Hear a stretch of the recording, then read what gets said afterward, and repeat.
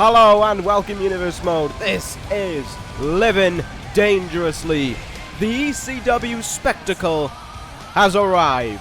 The show of the year has arrived. The greatest show you will ever see has arrived, and the match of the year, the match of the universe, the greatest match of all time is on its way. In tonight's main event. I know you can barely contain yourself. Trust me, I'm there with you. What a night of action it's gonna be for the best brand in this universe. Let's just go through just some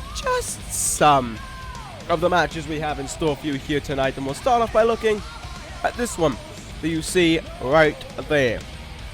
For the Cruiserweight Championship, the match that will kick off the show here tonight. Zack, Sabre Jr. and Austin Aries one-on-one with each other in a rematch from just before WrestleMania. We're going to showing that we're kicking things off big on this card. The British Empire could tonight be a great night for that faction, as they end up walking out with 2 title belts and a victory over the leader of the 4 Horsemen. We'll find out in that regard. There is a very strong chance that could end up happening. But for it to happen, for it to happen with a 100% track record, it's got to start well. And for it to start well, Zack Sabre Jr. has to defeat Austin Aries. We'll see if that'll happen or not. That's going to be a very competitive matchup to kick things off between the two. They have bad blood with each other. They are going to settle it.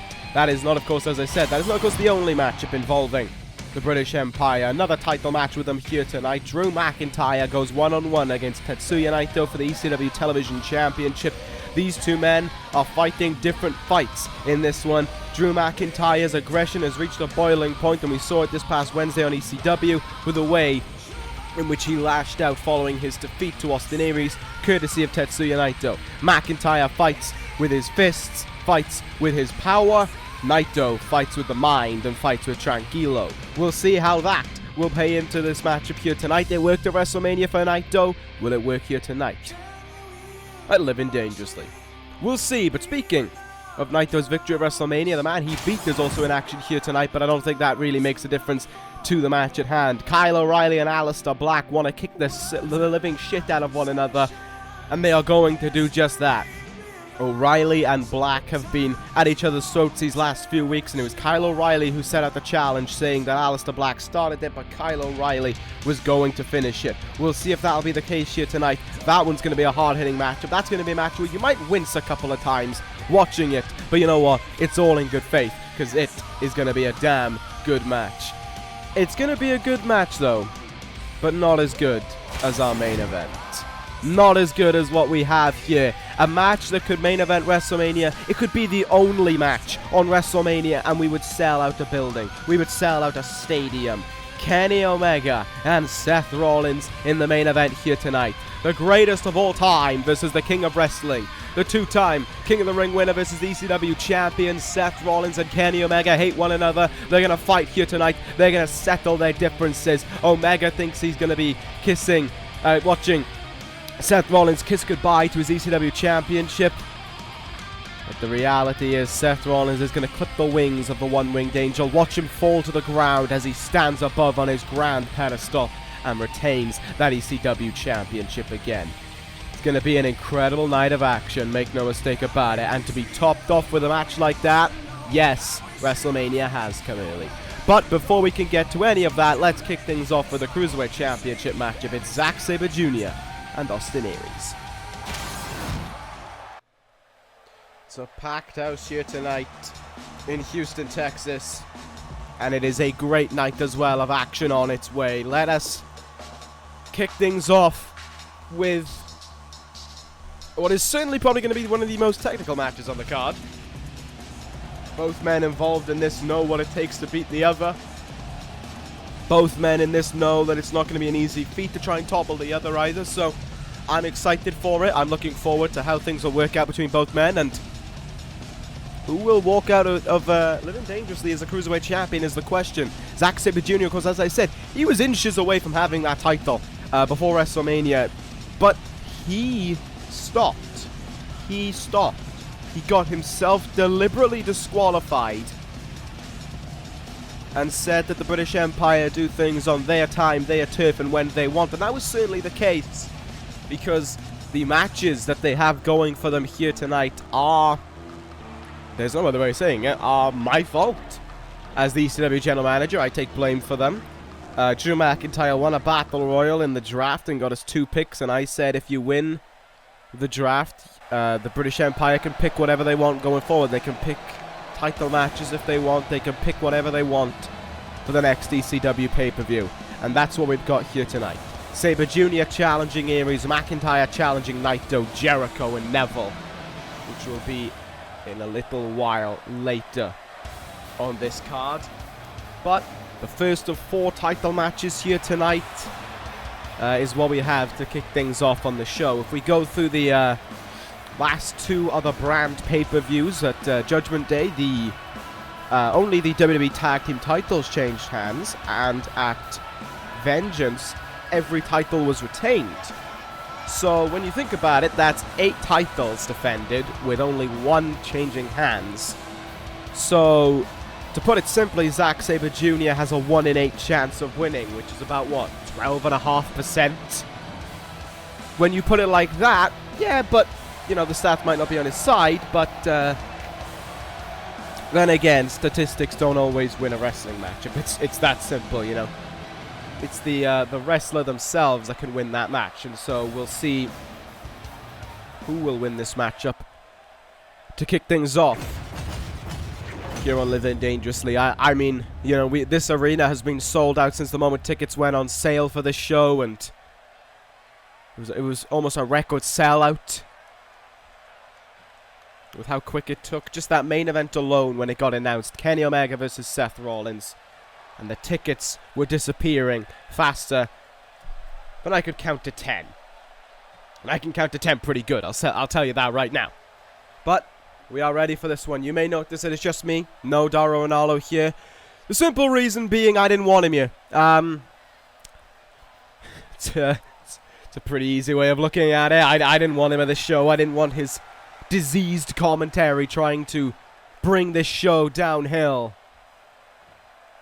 And, yeah, that's simple.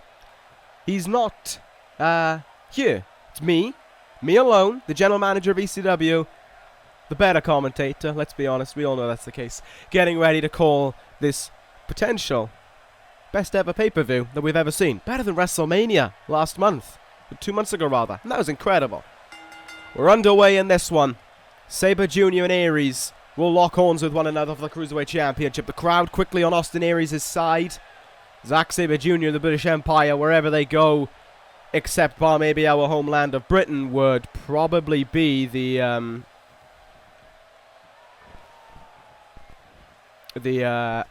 what was I? Sorry, I missed out what I was going to say then.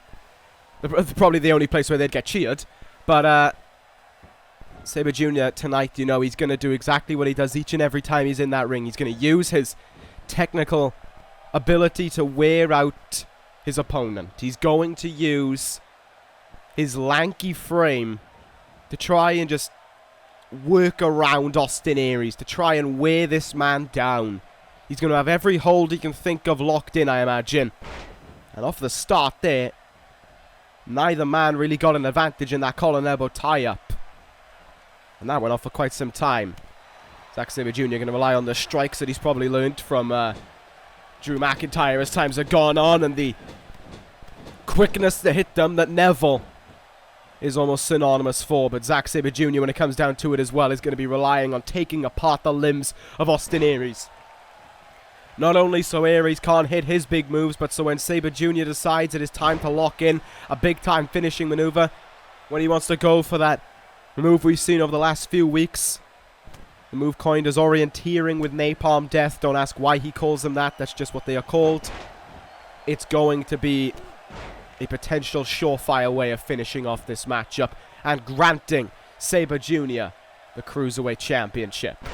Into the mat there went the knees of Austin Aries, and that is what Sabre Jr. is going to do early on. Target the legs there of Austin Aries, but Aries with a quick counter, and Sabre Jr. will take a moment to roll outside of the ring and recuperate. Create some distance between the two of them.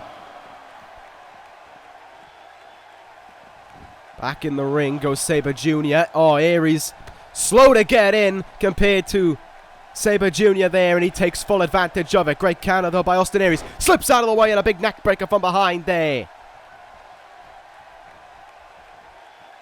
Cruiserweight champ off to a strong start. Fireman's carry cutter there, and Sabre Jr. in a little bit of trouble, trying to find his bearings, it seems, as Austin Aries is using his strength. There's no other word for it, his raw strength to gain the early advantage. Aries, memory serves me correct, the most successful man in the history of this universe. What a landing there by Austin Aries, but oh, Sabre Jr. grounded him back down there. You feel the pendulum shifting on numerous occasions within this matchup. Neither man truly able to have control over the other. Look at this armbar, locked in here by Sabre Jr. Early stages, but trying to wear down the limbs once again, as I said, of Austin Aries. Ducks under there, but gets clattered with that lariat. And a standing shooting star press. You will never see Zack Sabre Jr. be pulling off one of them in his life. Quick little kick to the leg there, right about the thigh area. Just trying to wear him down. May have gone for the calf as well. Step up in Zaguri, does not connect. Now both men starting to counter each other back and forth here. And this time, the kick certainly on the thigh there of Austin Aries, but oh, he couldn't capitalize. Aries with a good counter, sends Sabre Jr. into the turnbuckle. I know what he's looking for. Does Sabre Jr. know what he's looking for? If he does, it's too late to counter it. Discus 5-arm. Clattered him, and Aries will look to try and make the submission specialist tap out here.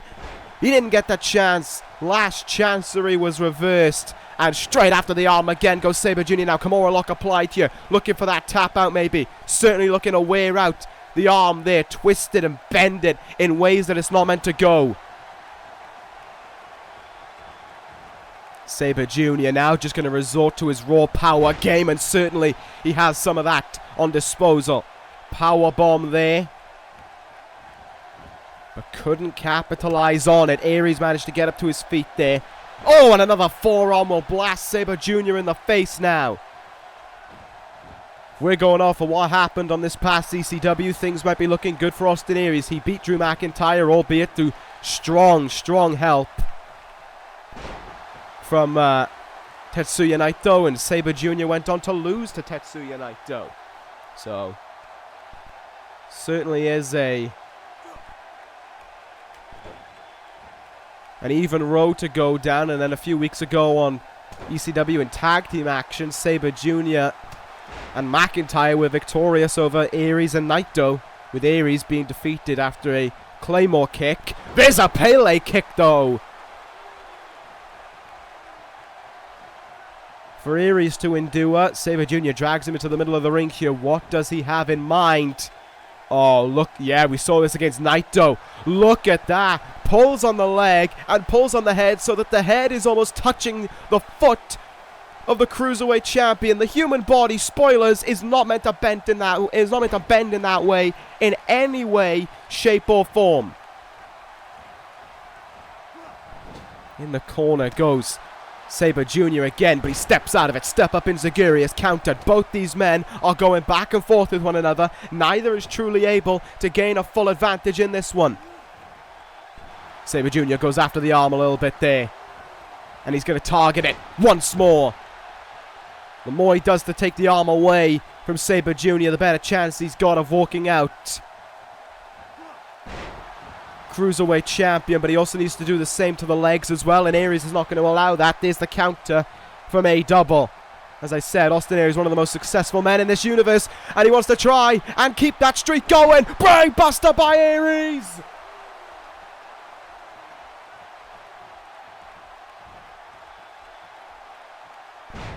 And Sabre Jr. suddenly has no response to anything that the Cruiserweight champion is connecting with. Another fireman's carry cut that will bring him down. Sabre Jr. looks out of it. He looks on Dream Street. But Austin Aries couldn't get what he wanted again. Sabre Jr. finds a counter, and another Pele kick will bring him down. And a grand opportunity has opened up for Sabre Jr. here. Orienteering with napalm death is applied. Austin Aries has nowhere to go.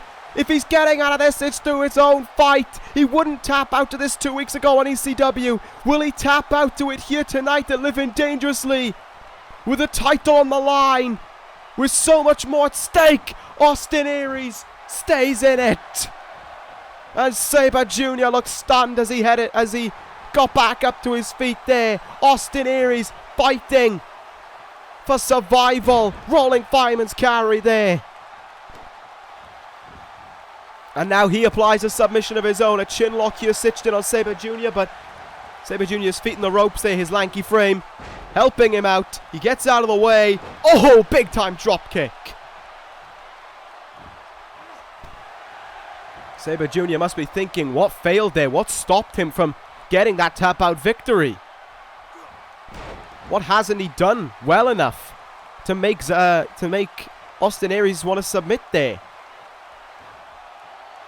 Going after the arm once again. That's smart by Sabre Jr. Look at the strength there of this man to pull off something like that. Strong stuff indeed. Look at the way he wraps himself around Aries now for a guillotine choke. If he can't win by tap out, he's going to win by Austin Aries passing out. Aries is stitched. This is stitched in deep on Aries. But once again, the greatest man that ever lived flips his way out of it, and Sabre Jr. is stunned a little bit. He can't believe that just happened. And that's where the strength of Austin Aries just took over there to hit that. But how much more can he go for? How much more can Austin Aries look to do to try and walk out with this Cruiserweight Championship? What an opener this has been here at Living Dangerously between these two men. Counter after counter from both sides. Austin Aries thinking brainbuster, gets a brainbuster. And Aries will go into the cover here.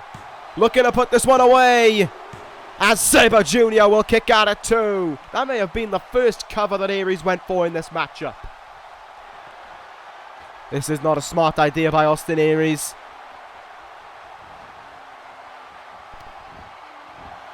Oh, but Aries will finally look to try and close things out here. Austin Aries.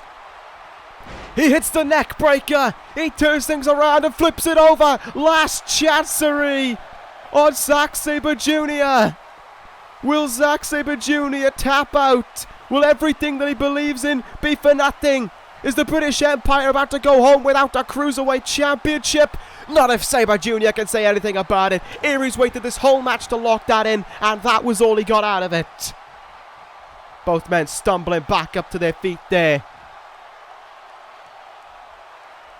But Aries is still able to counter when it matters most. German suplex there, and a rough landing for Zack Sabre Jr. followed. Shin lock applied here with all the damage that has been done to the head and the neck of Zack Sabre Jr. I'm surprised, honestly, he has managed to stay in this for as long as he has. On the apron now. Sent on back in the ring there. Cover by Aries to try and retain this title, and still Sabre Jr. can kick out. And not only can he kick out, but he can fight back in this one. Spinning kick to the gut there. How much more can either side give to be Cruiserweight champion? Back body drop. And now a side headlock here by Sabre Jr. Just looking to do anything it takes to wear out this man. Let's go with it, it seemed. Went for a drop kick, but he missed it. The back and forth has been astounding between these two. SDO by Aries, but his wear was kicking in there. It took him a long time to get back up to his feet. But he sends Sabre Jr. into another turnbuckle. Uh-oh. Uh-oh, indeed. Is he going to look for it again? Yes, he is. Off the ropes. And a discus 5-arm will bring down Zack Sabre Jr. Aries not going to let up here. Not going to slip up on a grand opportunity. DDT into the mat. And the cover that follows. Will it be enough? No, Sabre Jr. just kicked out of time in 2 and he's busted open. A wound has opened up on the head of Zack Sabre Jr. there. And he's taking a moment to get out of the ring. To recover here. Who would have imagined that the opener to Living Dangerously would have gone on for this long between these two men? Counters to counters. Another counter brought out there by Zack Sabre Jr. Takes out the arm of Aries. German suplex. Aries hit the mat hard. Wait till Sabre Jr. sense it. Sabre Jr. does. He grabs the arm that Austin Aries has been forearming his face off with, and he stitches it in again. Orienteering with Napalm Death for the second time. Zack Sabre Jr. is yanking on that arm and that leg, and Austin Aries taps out. Zack Sabre Jr. has made the Cruiserweight Championship his. And look at him celebrate with the title in hand. Zack Sabre Jr. has made it happen here tonight at Living Dangerously. The British Empire have kicked things off with a great start. Sabre Jr.'s Cruiserweight Champion. What does that mean for Drew McIntyre later on tonight? But Sabre Jr. is not done. He's not done celebrating yet. He wants a microphone for some reason.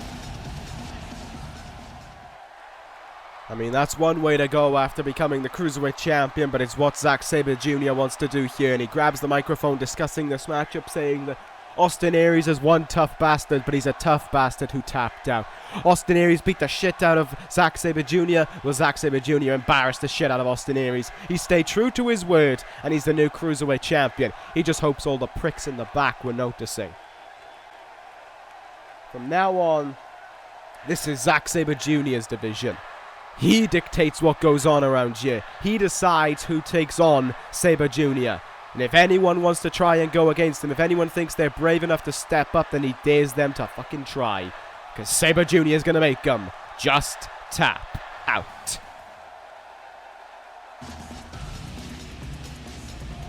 And look at him. Up on the top rope, he celebrates now. Does Zack Sabre Jr. This is his time and his Cruiserweight division. And he just put everyone on notice by making Austin Aries just tap out. What does that say going forward, as I said, for the British Empire here tonight? But what does it mean for Zack Sabre Jr.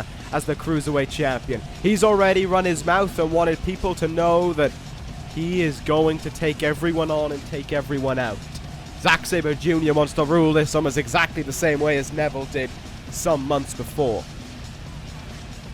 We'll see if that'll happen or not. But what a way to kick things off here at Living Dangerously, and there's still a great deal of incredible matches on their way.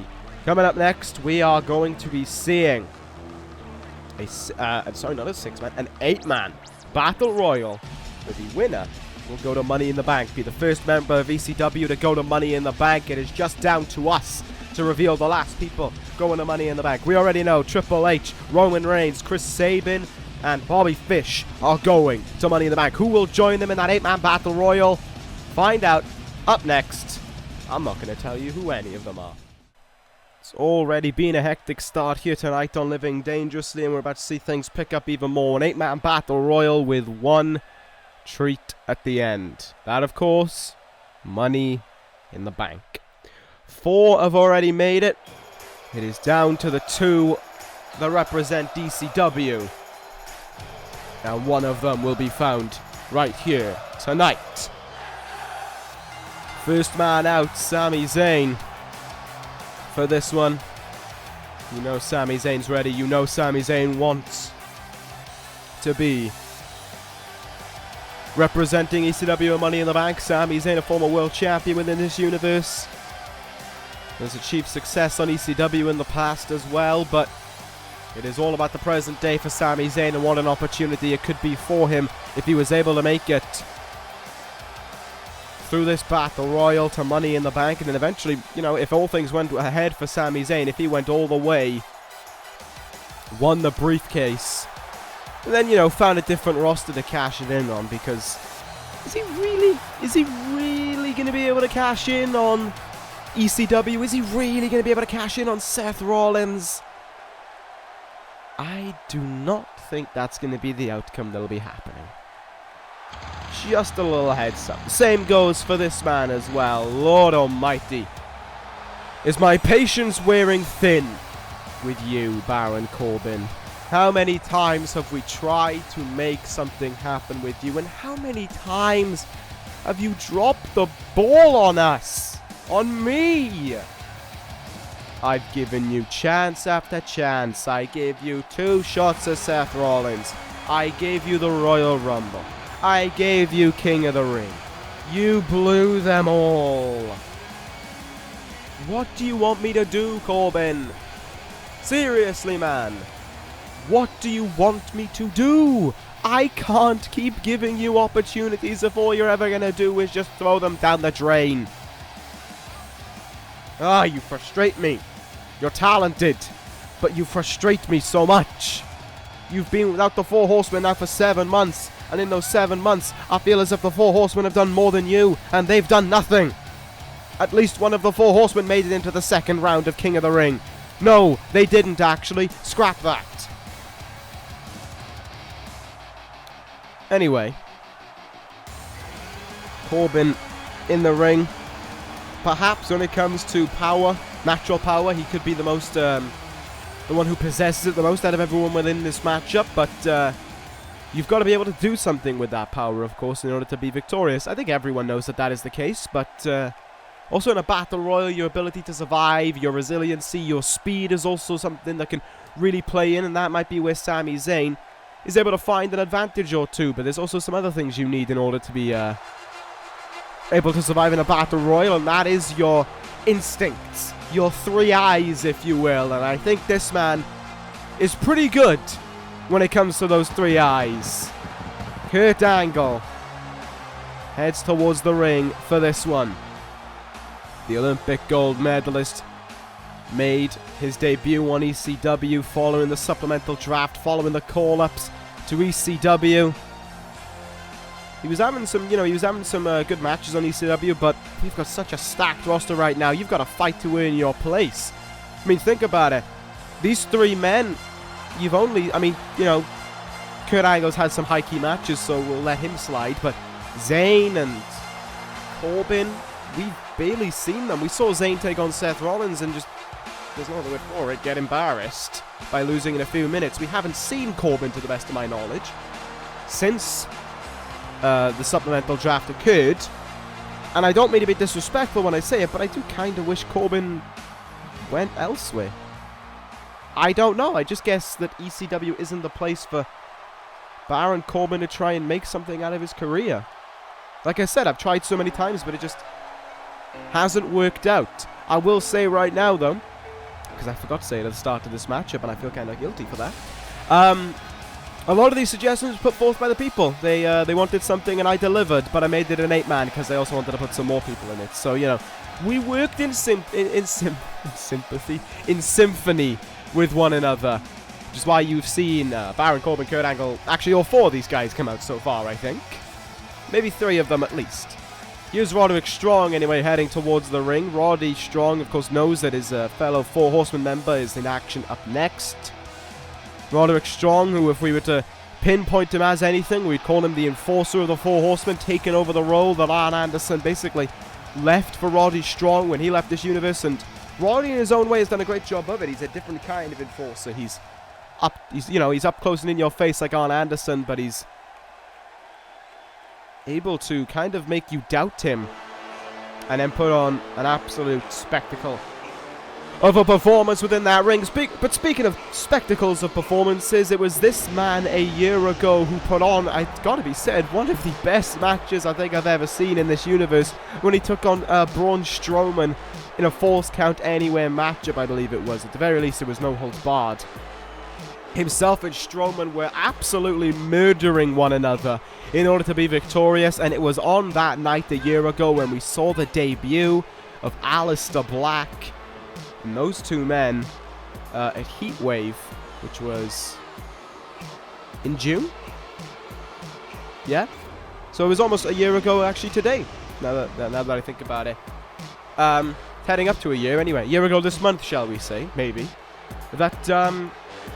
They fought in what was another absolutely incredible matchup. Another one of the best matches that we had ever seen.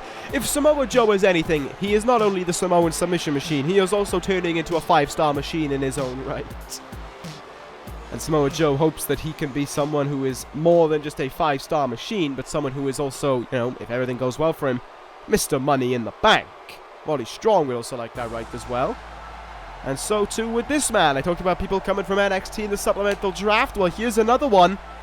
Cedric Alexander, who has been unable to make his claim, to stake his claim in ECW because, as I said, stacked roster, and the division that he is in, you know, the Cruiserweight division, there's no other way of saying it,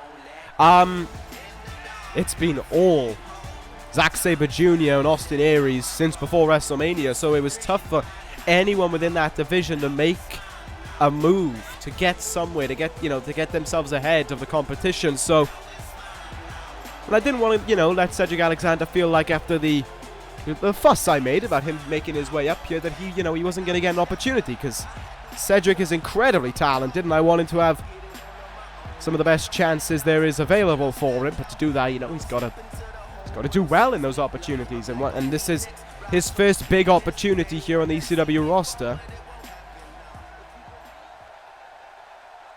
Let's see how he'll do in regards to it. How many men have come out now? 6? Is it 6? I think it's 6. I'm not 100% sure. I'm going to say 6. It is. Yeah, this is number 7. Alright. Well, the last time we saw this man, something drastically wrong happened for him. He was decimated by Braun Strowman, but Tyler Breeze has said that it is time to turn things around. The 2-time world champion is looking to get the only thing that he hasn't accomplished as a singles wrestler. Tyler Breeze, a 2-time world champion, United States champion, Royal Rumble winner, King of the Ring. The only thing Breeze has left to do is win Money in the Bank, and he would become the first person to ever do that within this universe, to hold a world title, a mid-card title, win the Royal Rumble, win King of the Ring, win Money in the Bank. Imagine if Breeze pulled that off. Imagine the bragging rights he'd have for the rest of his career. It would be absolutely incredible. And in a way, a guy like Breeze, he certainly deserves that right as well. I mean, this is a guy who, despite winning King of the Ring and being an incredibly long-reigning United States champion, was still swept under the radar heading into the Royal Rumble in 2017. Came in at number 16, or 17, one of the two. Survived the entire way in the final 3, which was himself, Braun Strowman, and a returning CM Punk. Survived those 2, went to the main event of WrestleMania, took on Shinsuke Nakamura, who to my knowledge had not lost in singles competition at that point, and beat him for the World Heavyweight Championship. The start of 2017 was Tyler Breeze's year, but the end, when he got into that entire altercation with Dolph Ziggler, well, it was Bullet Club. And then, of course, he had his time with Cody Rhodes for the United States Championship. Breeze is still well and truly a huge name within this universe. I think that Braun Strowman thing just shook him up a little bit is all, but this is Tyler Breeze. I'm sure he'll bounce back. Anyway, the 8th man in this matchup is someone who, should we say, could be seen as an insurance policy for Money in the Bank. Can we say, can be seen as making sure Money in the Bank either goes elsewhere or no one else gets to use it. I think that's the best way of looking at this man who's about to make his way out. You already know what the music is. You can already hear it. You already know this Houston crowd is not going to let us down here.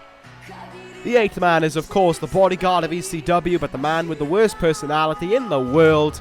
It's Minoru Suzuki. Is this a stacked field or what in this 8-man battle royal? You look through it. You've got former world champions, Sami Zayn, Samoa Joe, Tyler Breeze. I think those are the 3 former world champions in this matchup. I'd have to remember the rest. You've got almost everyone within this matchup has been a champion. I think the only people who haven't are Cedric and I guess Corbin, but he was ECW Tag Team Champion at one point under Horseman rules. So depends on how you rule that one. And Suzuki. Yeah, there's a lot of class within this ring, make no mistake about it. There is a whole lot of talent in this ring. Any one of these any one of these 8 men, in theory, could win it. However, I would be particularly happy if Minoru Suzuki was the one who got the win. He gets up on the apron here.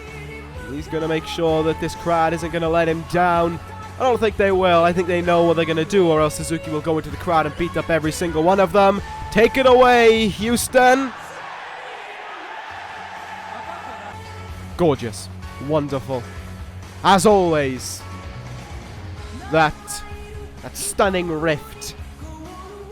One of the highlights of the pay-per-view, I think, is the safest way to say it. But Minoru Suzuki is ready for this one as well, along with the other 7 men. Who goes to Money in the Bank, representing ECW? This is going to be absolute hell to try and witness. Sami Zayn's already up against the ropes, as is Roderick Strong. Minoru Suzuki's deciding he wants to beat up the supermodel good looks of Tyler Breeze. Sami Zayn hanging on there. Roderick Strong in a little bit of trouble as well. Okay, both men have stayed in it. Cedric Alexander now, the NXT call-ups, going after one another in the corner. The former NXT Global Champion, Kurt Angle, trying to get an early elimination. Roddy Strong trying to get Baron Corbin out here. Hoping for the best. Oh, Corbin hangs in there. Tough to see through all the bodies there, but he has stayed in it. Lovely backstabber by Roddy as well. Joe and Zayn going at it now. Breeze and Suzuki still squaring off with one another. Well, this could be a pretty intense one. Oh, what a spinning kick there by Cedric Alexander. Corbin in trouble, as is Joe. Corbin's already skimmed the cat once to stay in, and he might be doing it again. Joe just elbowed the absolute, well, the epiphany of a jawline off of Sami Zayn there. Suzuki, meanwhile, getting clubbered in the corner by Tyler Breeze there. Breeze starting to get some retribution.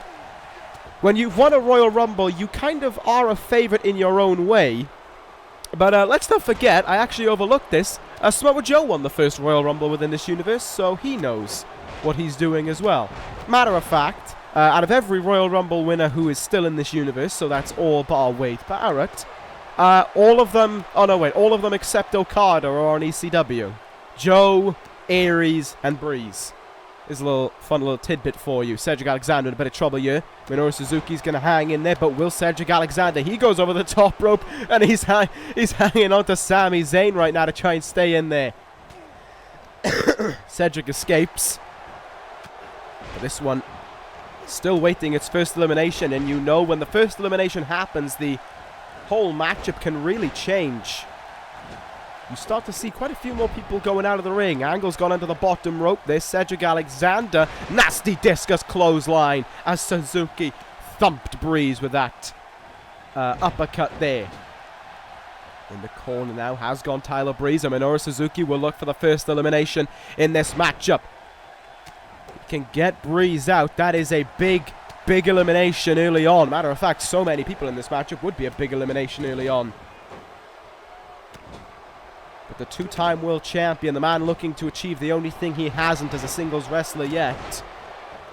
Be a tough elimination to take. I'm trying to see if there's anything else going on in this ring right now. Nice uppercut there by Kurt Angle. Cedric Alexander in a bit of trouble, but he stays in there. Oh, Suzuki and Joe getting it on now. Harkins back to Suzuki's debut within this universe when he knocked 7. Oh, supermodel kick there by Tyler Breeze. Cedric Alexander trying to do his best to hang in there against Baron Corbin, and he does so. Kurt Angle also hangs in there as well. Just see the speed of Minoru Suzuki to hit that chokeslam attempt by Corbin, and it remains an attempt. Breeze now in the turnbuckle. He's up on that top rope. That's a precarious position to be. Sami Zayn has him, and Breeze is gone. The Royal Rumble winner is going to have to wait another year to make Money in the Bank a reality. And oh, Suzuki's gone as well. The insurance policy for Money in the Bank has also failed. I said when one goes, all the eliminations start to happen, and that's indeed the case, because Sami Zayn just eliminated Baron Corbin as well. Zayn with 2 eliminations in the blink of an eye, and we're down to 5 here. Wowee, that happened quick. Suzuki gone by Corbin. Breeze and Corbin gone by Sami Zayn. Zayn will hope it's him who's on his way, but oh! Like a knee stunner there, just driving the knees into the mat. It was like almost like a knee pile driver, I guess you could say, by Samoa Joe there. Sami Zayn is going to be saying goodbye to Money in the Bank. He's out of the ring. Samoa Joe gets rid of that, and we are down to 4 now. Almost 3. Kurt Angle hung in there. Roddy Strong going to look to try and get him out now. The herd thinned by half in seconds. A minute at best. Cedric from behind. Lumbar check to Samoa Joe. That's incredible strength, but now he's got to get Joe out of here. And Cedric's looking to make that happen. He's looking to make it a reality. He's got Joe up against the ropes. Can he get him out of here? What an elimination it would be for Cedric Alexander if he eliminates Joe. Joe hanging in there, though. Angle and Roddy just squaring off with one another, but Joe does indeed hang in there, even seconds after taking the lumbar check. Roddy trying to roll under that bottom rope, not happening. Cedric trying to get rid of Kurt here.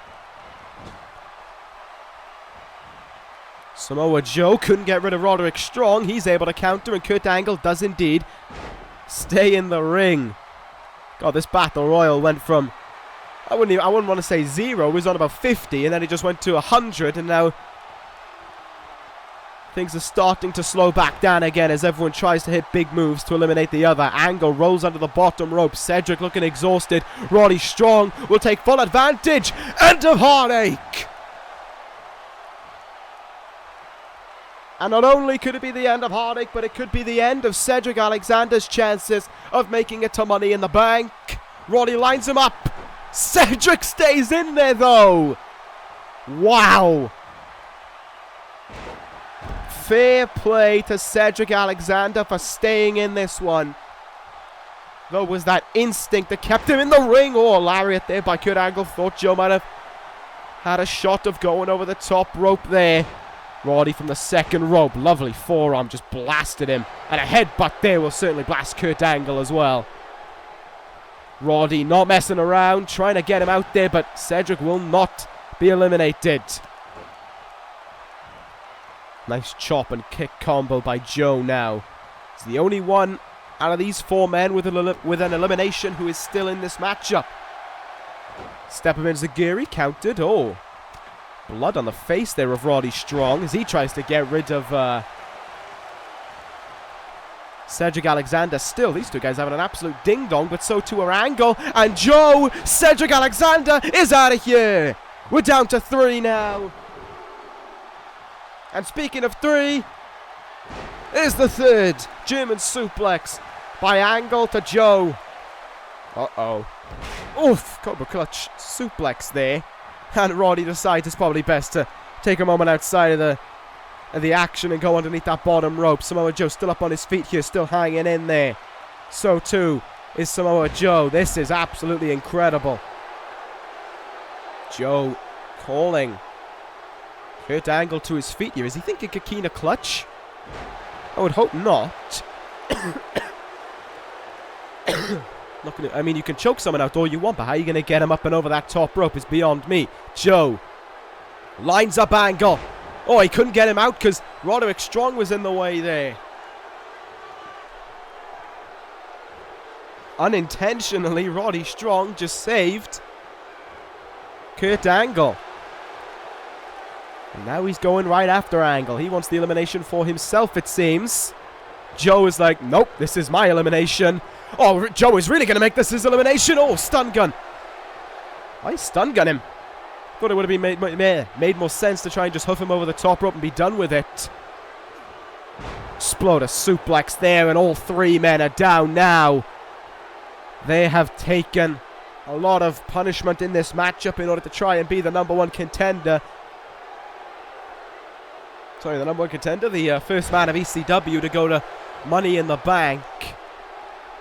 I think Roddy's only just realized he's busted open, which is surprising. Roddy countering there. These 2 men fighting in the middle of the ring, fair and square. Neither man able to gain an advantage. Neither man really able to help the other one or bring the other one over the top rope. Roddy Strong going to look for that here, though. If Strong eliminates Joe, this could be a very interesting final two. Samoa Joe is out of here. Roddy Strong and Kurt Angle left against each other. Who's going to Money in the Bank out of these two men? That is 2 eliminations for Roddy Strong now, and he's feeling it. He's geared up. Is a member of the Four Horsemen going to be on his way to Money in the Bank? And will that man be Roderick Strong? He's taking apart Kurt Angle, but he needs to get him up and get him over the top rope. Either one of these two men go, ECW's got a good chance of winning. Kurt Angle. Oh, I thought he was going to plan on a German suplex there. So, Joe, you saw him on the outside and a bit of disbelief. Kurt Angle up high. Moonsault by Angle. Roderick Strong could be out of it here. Belly to belly suplex now. Kurt Angle going through the motions to close out this battle royal. In the corner goes Roddy Strong. And you know where else he's going? He's going up, over, and out. Kurt Angle is going to Money in the Bank. Wow, oh, wow, indeed. What a battle royal that was. Angle didn't have an elimination in that until the final moment. And it was the elimination that mattered the most. It was the final elimination. Kurt Angle is on his way to Money in the Bank. He joins Roman Reigns, Triple H, Chris Sabin, and Bobby Fish. 5 have been revealed, and there's 1 more to go from us here on ECW. And I think after the performances of, at the very least, Zayn, Joe, and Strong, candidates within this battle royal are going to get a second opportunity. Make no mistake about it. And that will happen, and I promise you this, on the very next ECW, this week, this Wednesday, you will have the second Money in the Bank qualifier. I know. We do great things. Anyway, we're going to move on to our next contest here.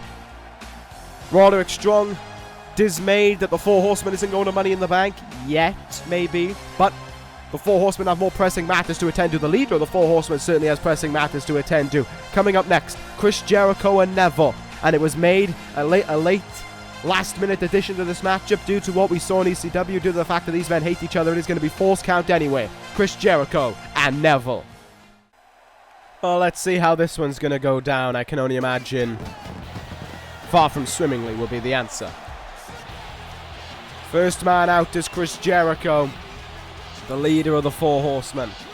Now, there wasn't really anything personal to this match for the longest time. It was simply a case of, well, I mean, when it started off, it wasn't personal. Neville just said he wanted to prove he was the best faction leader on ECW, and he wanted to take on Chris Jericho to assert that point. So the match was sealed, set, fine, that's fine. But then things quickly went downhill. Neville got Drew McIntyre to decimate him, to beat him around the post, from pillar to post rather, and to beat him up after McIntyre had already won the match, saying that that was just a taste of what was to come on June 3rd. So Neville returned the favor the week after by putting Neville in the Lion Tamer and making him tap out. You would have hoped that that would have been it between these two men, but no. Neville had to play the psychological warfare. Neville had to get people involved who didn't need to be involved at all. During a tag match on ECW where Chris Jericho was tag teaming with Rich Swann, Neville went backstage, grabbed Apollo Crews, another member of the Four Horsemen, and started just beating him up, ruthlessly beating him up in the parking lot, ending with a reverse hurricanrana onto the concrete flooring in that parking lot. Apollo Crews is not at 100%. Apollo Crews is not here tonight either. Neville showed no remorse, and during the match, he forced Chris Jericho to have to abandon it and run after Neville backstage. Neville was gone by the time that Jericho got there, but he made a promise that tonight Neville was going to pay, and then some, for what he has done these last few months. It is the British Empire versus the Four Horsemen. It is leader against leader, pitting them against one another in what is bound to be a ruthless war, and you see the hatred within this. Chris Jericho ain't waiting any longer, and he goes right after Neville on the entrance ramp. This is Falls Count anyway, so this can be just how the match can start. Referee quickly running himself into the mix. This one's underway between these two men in a very, very impromptu fashion. Jericho and Neville, there is no respect in this ring. There's going to be no respect in this ring at all. And especially out of the ring as well. There's going to be even less. Neville's in trouble, but he's fighting his way out of that one early on. Neville sends Jericho into the barricade there. Crucifix on the steel, the concrete flooring rather, that separates the thin padding of the barricade from the steel ramp. Where's Neville going now? Neville walking up the ramp here, and Chris Jericho's going to obviously follow him. Oh, good God. Neville going off the side of the stage there. Chris Jericho's going to follow him. The brawl continues on here. The entire arena is at their disposal. And that point has just been made true. Into the guardrail there. Oh no, tilt-a-whirl. Oh, that was dangerous there. Could have been spiking his head on the concrete flooring there. Where the hell are we going to go in this one? Chris Jericho is just snapping right now against Neville, and in a way, can you blame him after all that has gone on these last few weeks? It's no surprise things are this personal. Both men are getting up to their feet. Oh, and Jericho, he wants to go where things escalated this past Wednesday on ECW. He wants to go backstage. And backstage they have arrived here at Living Dangerously. There is so much at disposal here. There is so much that could happen. So many dangerous moves that could be hit back here that could really change the matchup.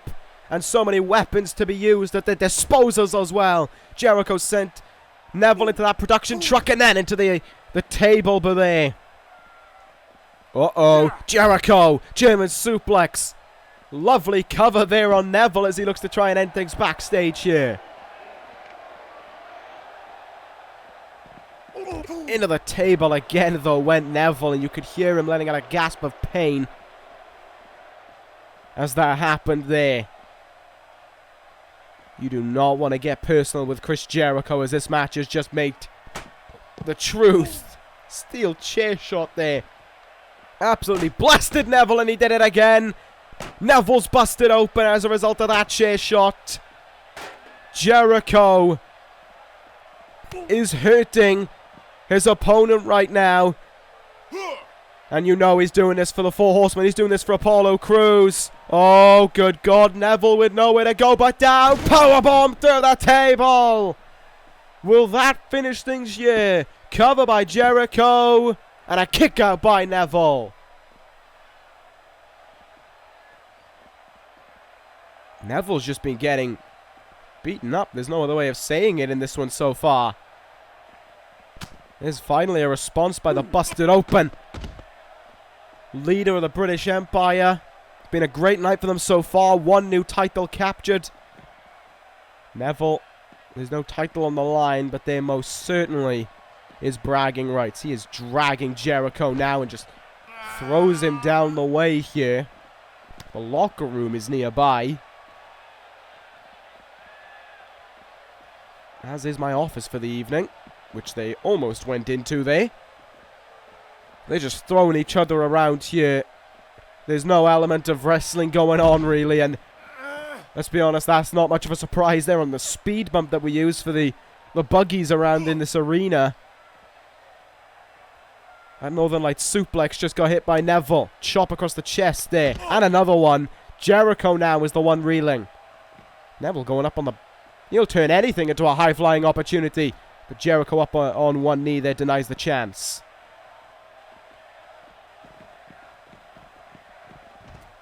Further down the way they go. Anything could happen here in this one. Anything around them is dangerous. Neville looked to leap at Jericho there, but Jericho just moved out of the way and sends him into another box there. And another one. Neville now. He's going to have some bumps and bruises on him. Jericho sending them down. Oh, counter though by Neville.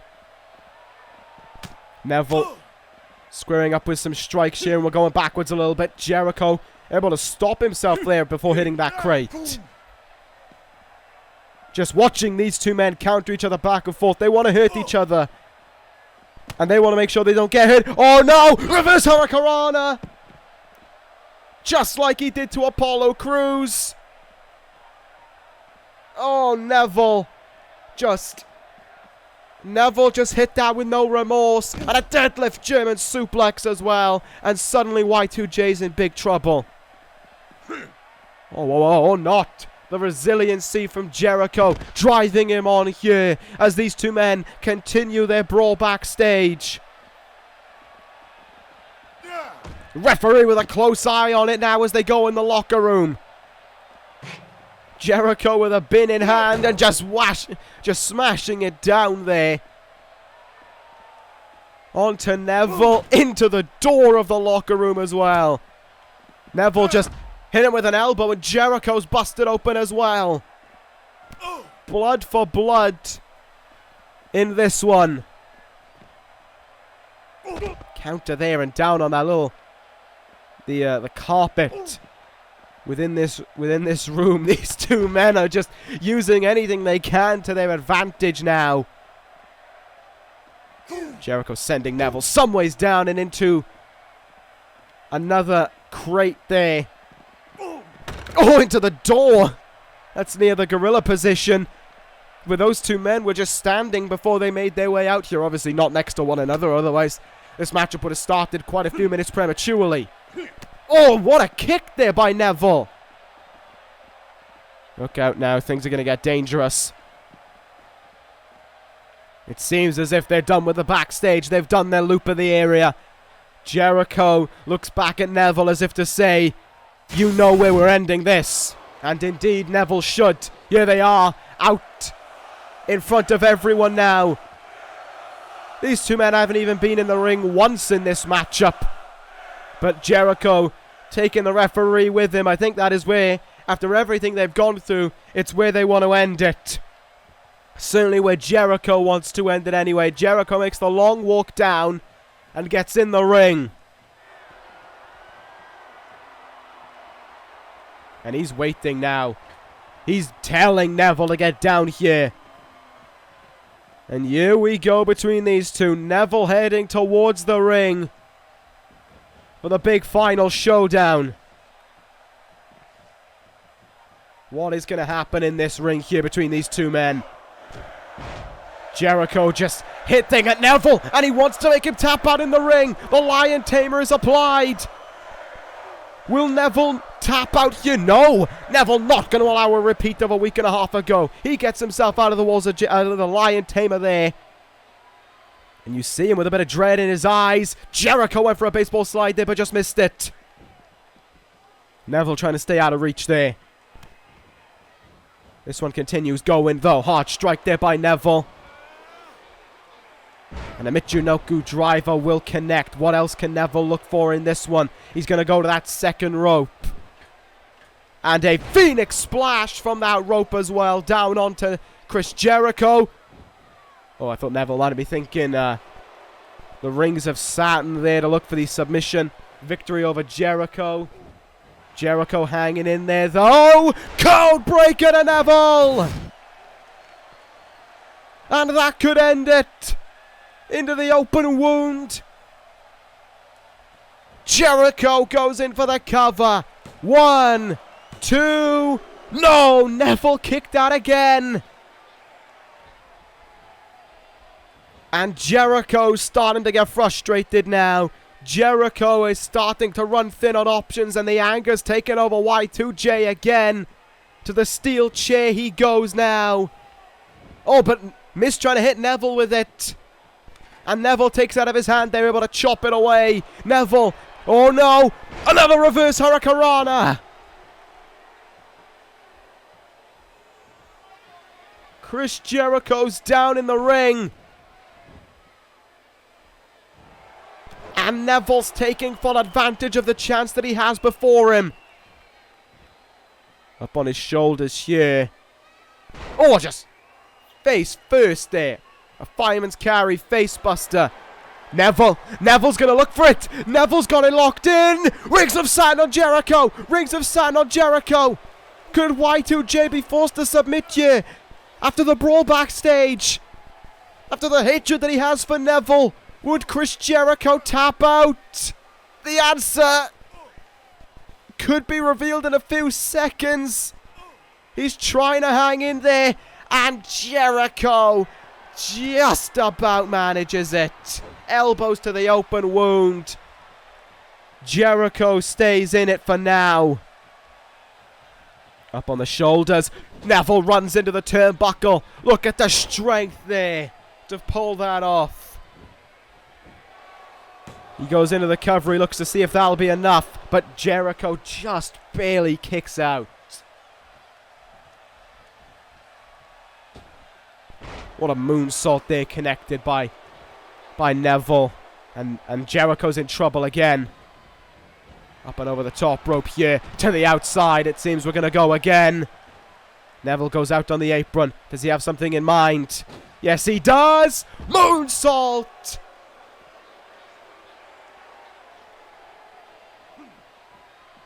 Neville now has control in this one. And the hopes of victory for Chris Jericho are starting to slim away. They're starting to get shorter and shorter. The numbers dwindling as he is just being beaten around now by Neville. Another cover here on Wwe 2K18, but he powers out early on. Can he stay in it, though, is the big question to ask. Neville going under the ring. He's got a baseball bat in hand. Neville resorting to a weapon. Oh, look to strike Chris Jericho in the face. Jericho just moved out of the way. And again, I think the blood in Neville's eyes there denied him the chance of hitting him how he wished. Power bomb countered by Jericho. That could have been dangerous there. Into the ring apron. And Jericho's taking apart the announce table. I am very, very happy I am not sitting there. Uh-oh. What does Jericho have in mind now? Oh, face.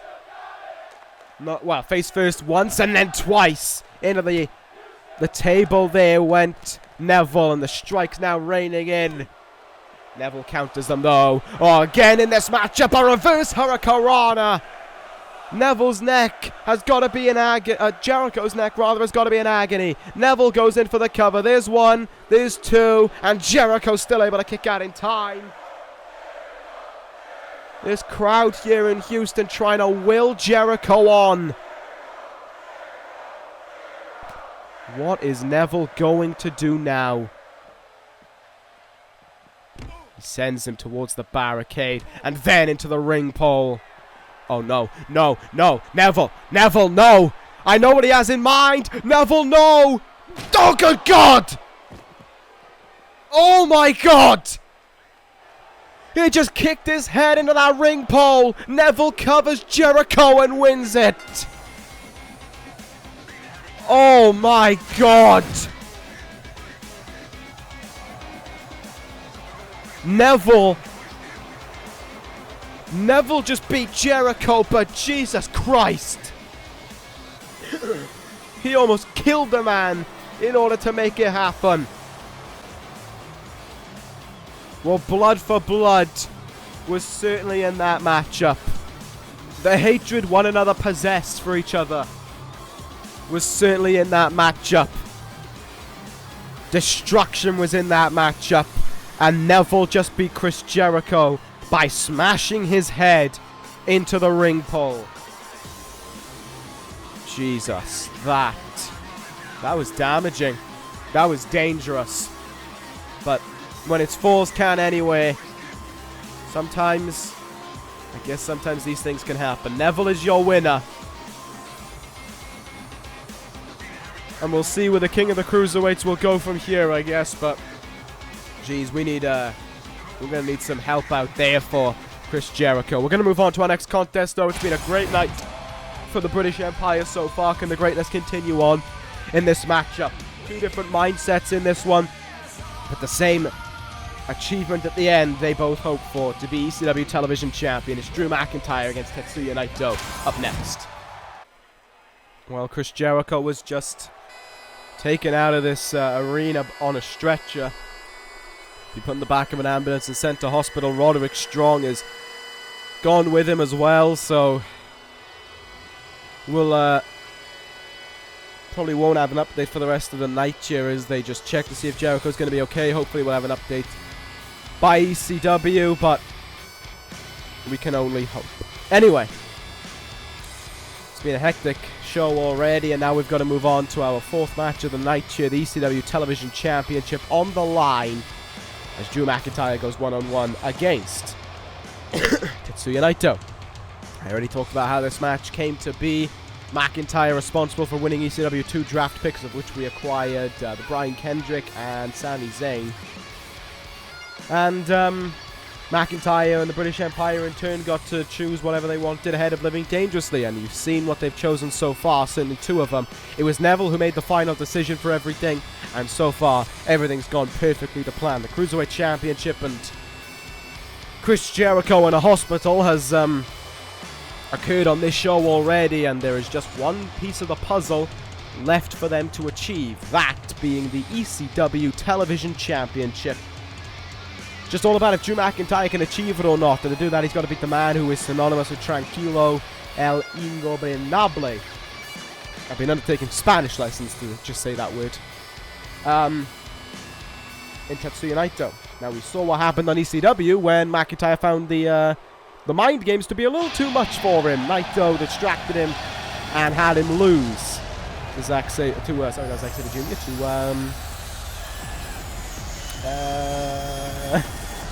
Austin Aries, that was it. However, that didn't really matter too much, as it was Sabre Jr. who went on to win the Cruiserweight Championship despite Aries winning and him losing. Naito here making a return of his WrestleMania attire when he made his way towards the ring, and Naito certainly looking to have the same receipt as WrestleMania as well happen, a victory on his card by the end of it all. And that ECW Championship, I was about to say still around his waist, but I don't think I've seen Naito have it around his waist once yet. Still on his shoulder, in his arms, whatever else you want to say. Naito and McIntyre ready to square off with one another here. The charismatic man that is Tetsuya Naito, a true crowd favorite here on ECW. He does put it on his shoulder. There we go. At least we know that's the case. But yeah, what a crowd favorite Naito is here on ECW. Wherever we go. And he's going to need the fans on his side. He's going to be able to use the best of Tranquilo in order to overcome Drew McIntyre here tonight. It's a tough objective to achieve. But it's one that Naito will be fine with. You know, he looks in the face of adversity when there is a challenge, and he accepts it and he looks to overcome it. Can Tetsuya Naito continue what has been a strong 2018 so far and go on his way to retaining that television championship? See, he has not feigning one bit right now. Naito is well and truly feeling pretty good about himself, has to be said. Takes the championship away. Gives it to the referee. McIntyre has an eye on it, but his eyes are locked on Naito. After this past edition of ECW, they most certainly will be as well.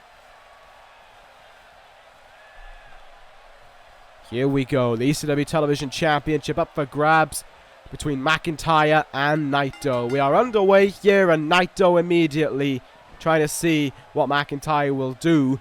See how quickly McIntyre forced himself out of the ring there. And Naito is just messing around with him. See McIntyre stay in the ring there, though. He's not wanting to let this get under his skin. Naito just laughed at him on the outside there. Back in we go. And flying forearm by Tetsuya Naito early on. That's not going to sit well with McIntyre. In each other's faces they get for a moment. Drew McIntyre certainly not interested in Tranquilo at all. Certainly not interested in the mind games. You know, it was the mind games that got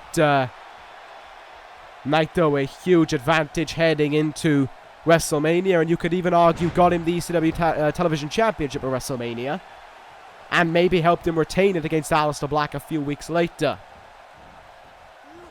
Let's see what he'll do here tonight in order to overcome Drew McIntyre.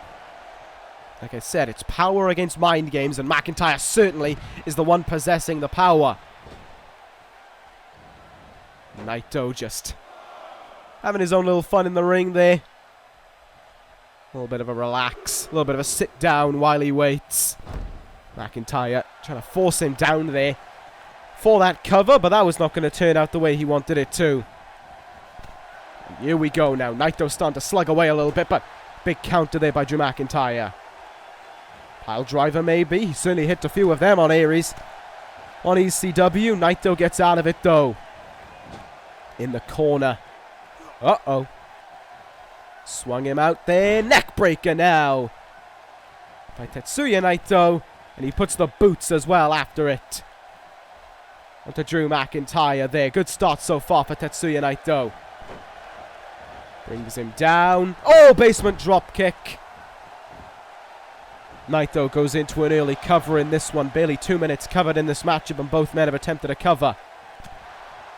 I think we're about to see the match pick up in its own way.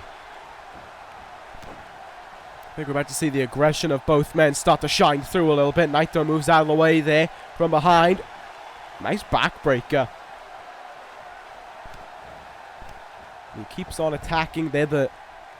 Seem to be kind of the gut and then the legs of Drew McIntyre, trying to take away the size advantage the big man has, trying to keep him pinned down. If you keep him down, he's not going to be able to use so much of his size and strength advantage. But no matter what, Drew McIntyre will get his hard-hitting strikes in. Chinlock applied to Naito here. McIntyre wants to be the one to dictate the pace, as we're seeing. He wants to be the one to lead the way in this. Naito not so interested, but it did take him a little while to get out of this one. Elbows in the gut, and look at this now by Naito. Has a hammerlock into a back suplex. No, McIntyre reversed his way out of it. Big counter so far in this matchup by McIntyre, and it was close to achieving him the television championship. Kick out of 2 there. Oh, and what a kick in the gut that followed suit.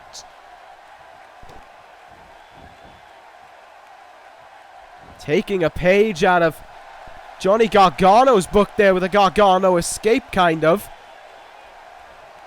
I mean, not too sure where I would go for that one, but I thought it was going to be a Rings of Sand for a second, but it didn't end up being the case. Naito up to his feet, and a flying forearm will bring down.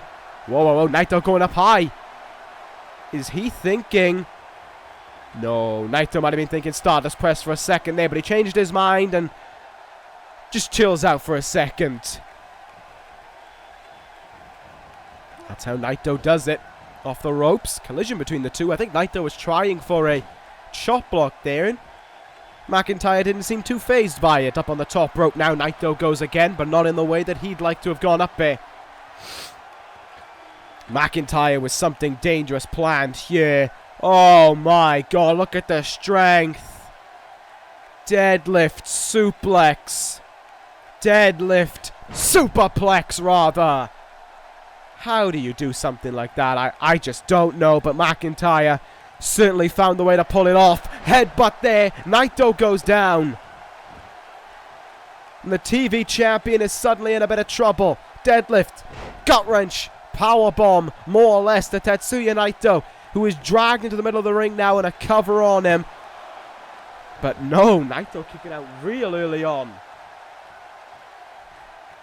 As if to say to McIntyre, there's no TV championship coming your way, but this could be the one to change it. McIntyre loads himself up. Claymore kick is countered by Naito. Slipped his way out of that one as best he could.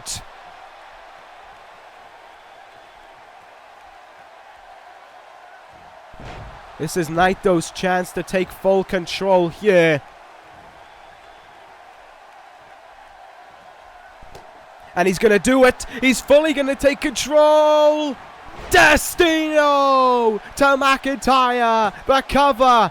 The count. The kick out. Oh, McIntyre. He most certainly thought he had McIntyre there, but Drew did everything, he did everything within him to hang on and keep on fighting here. And that's exactly what Drew McIntyre is going to do. Pile driver to Naito. Way to recover from the Destino as well. And I imagine the missed Claymore kick is going to drive some anger up within Drew McIntyre now. And as much mind games as you want to play, mind games aren't as impactful in a way as physical moves can be. And McIntyre certainly has the physical advantage. Elbow drop there from the second rope. Went for a double axe handle while Naito was on the mat, but he missed. Naito looking for some strikes. Can't connect, however. Oh my god, there's the strength. Oh Jesus, Naito went flying across the ring. McIntyre picks him up again. It's that snap, mate, and that chinlock is stitched back in here on Naito. He wants to finish it off, but he just can't, as we're seeing here. Naito's getting back up to his feet. Elbows into the gut. Naito slips out of it. Snap mirror of his own. Another basement drop kick for the challenger to endure. Naito off the ropes. And oh, comes down with a double axe handle of his own here. And look at how Naito just rubs it in for a second. Just letting McIntyre know that there's still a ways to go before victory can be secured. Nice drop kick in the leg there. Keeping. Uh-oh. Maybe not. Lariat there. McIntyre in for another cover now. Just kind of hoping that any move he hits will finish this off. Naito kicks out, and he might be paying for choosing to kick out. Just... oh, went for the headbutt. Naito slipped out of the way there. Great stuff there. Could be a chance developing in the works for Tetsuya Naito. Indeed, there may be. Naito has something in mind here. Oh, from the second rope. Naito, satellite DDT. And McIntyre's grand opportunity could have just slipped away. The British Empire may not complete tonight. Destino survives the power game of Drew McIntyre. Slipped out of the big moves. Tetsuya Naito has retained the ECW Television Championship as a result of that. Naito hangs in there again. He not only survived, but Naito thrived in order to retain that title. McIntyre just couldn't hit the big moves when they counted. It's like Naito could read the mind of McIntyre. It's like he knew what he was going to do and then did his best to make sure that he didn't hit it when it mattered. He lulled McIntyre into a false sense of victory. And when McIntyre needed those big moves the most, Naito was countering them. And that second Destino proved to be the fate of McIntyre. Not the perfect night the British Empire were looking for then. Naito still holds that TV title crown. Well, so far we're split 50-50 on titles tonight. One has changed hands, one has stayed, and one has stayed with the champion. But what about the next matchup? We'll find out. It's going to be a tough and tall order for D.I.Y to climb up as they look for their first title defense against the Wyatt family. Well, let's see. Let's see. The answer is in front of us. How will this one go? Fireflies are out in Houston for this one, because they know that this is a pretty interesting match. And we could be looking at the second title changing hands here tonight, and it's all because of that man, I believe, in the background. The Wyatt family became the #1 contenders after winning a little tag team tournament we had going on here on ECW. They went through the Switchblade of Anarchy in Sami Callihan and Jay White, and then to become the #1 contenders, they decimated the Authors of Pain. They were victorious in a tag match this week on ECW while they watched their fellow Wyatt family member Aleister Black defeat Johnny Gargano. But will all of that make a difference here tonight? Are the Wyatt family about to close in on their second tag team titles? Is Bray Wyatt about to win tag team title number 3? I believe it is for him within this universe. No. Number 3. Yeah? Right? I don't know. Oh well. It was these two same men who held the tag team titles last year when they won it off of I want to say it was the Dirty Heels. Which was an accomplishment then for the Wyatt family. They went on to hold them for a while, and now they're looking for them back around their waist. In the same way that this is an important night for the British Empire, it's an important night for D.I.Y as well. Sorry, not D.I.Y. It is an important night for D.I.Y, but it's also an important night for the Wyatt family. 2 matches on the show for them as well. This one and the one up next. You see the Wyatt family, they wait in the ring for these 2 men to make their way out. The tag team champions. And this Houston crowd is on their feet for them as well. Gargano and Ciampa heading towards the ring here. D.I.Y with a lot to do in this matchup, but never doubt these underdogs out. They showed it at WrestleMania when they defeated the Authors of Pain. They were able to survive and just pull off victory in who knows how they managed to make that happen. And we'll see here tonight if they can do it again. The crowd was on their side in Orlando, and they're on their side again in Houston. These 2 men can accomplish everything when they set their minds to it, it seems. And of course, Johnny Gargano has a lot of what's the word I'm looking for? I'm not too sure. It's slipping on me right now. He has a lot of pride, I guess, and maybe momentum in some ways heading into this one. Because if you saw ECW a week and a half ago, yes, he beat Seth Rollins. Okay, let's move on from it. Certainly didn't win by a legitimate factor, shall we say. However, he's got to take on 2 strong men, 2 powerful men, and a monster among men. You see the look on D.I.Y's face there. They know just how serious this is going to be. They've been the challengers on so many occasions. This is their first time as champions. Can they make it count? That's the question we ask, and the answer will appear in just a few moments. Bray Wyatt to start things off here against Johnny Gargano. Oh, Gargano tried for something big off the start there. He gets caught in a T-bone suplex. Gargano swinging at Wyatt there, trying to bring him off his feet early on, and Wyatt just not phased. Oh, good God. Double-handed choke. No, great counter there by Gargano. But he couldn't capitalize. The strikes from Wyatt there just come hailing down. Oh, you want to get Bray Wyatt out of that corner as quickly as possible, Gargano, and indeed he did. Throws him into his own turnbuckle. Tag mate here. D.I.Y in position, looking for something. Early on, double super kick as Ciampa is now the legal man in this matchup. Psycho Killer may get a few things going here for him. Oh, that didn't go out the way he wanted it to. Up and well over.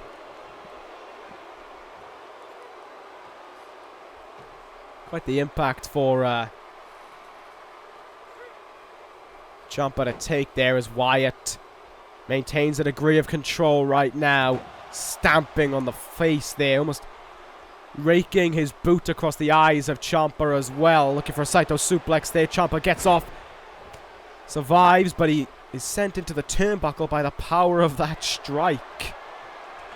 Bray Wyatt now hanging Ciampa up in the tree of woe and driving the boot into the face of Ciampa, no less. It has been all about the Wyatt family in the early stages of this matchup so far.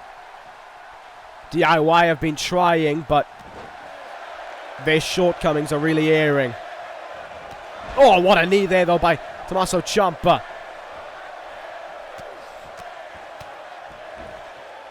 Ciampa certainly has some bad blood with that. Well, I mean, D.I.Y do have some bad blood with that man on the outside there, Braun Strowman. It was Braun Strowman back at the start of this series of the universe who put Gargano out for months. With not just one injury, but a list of them. And now that he's back, what sweet revenge it would be to retain their tag titles tonight against them, but it's not looking good for D.I.Y right now, it has to be said.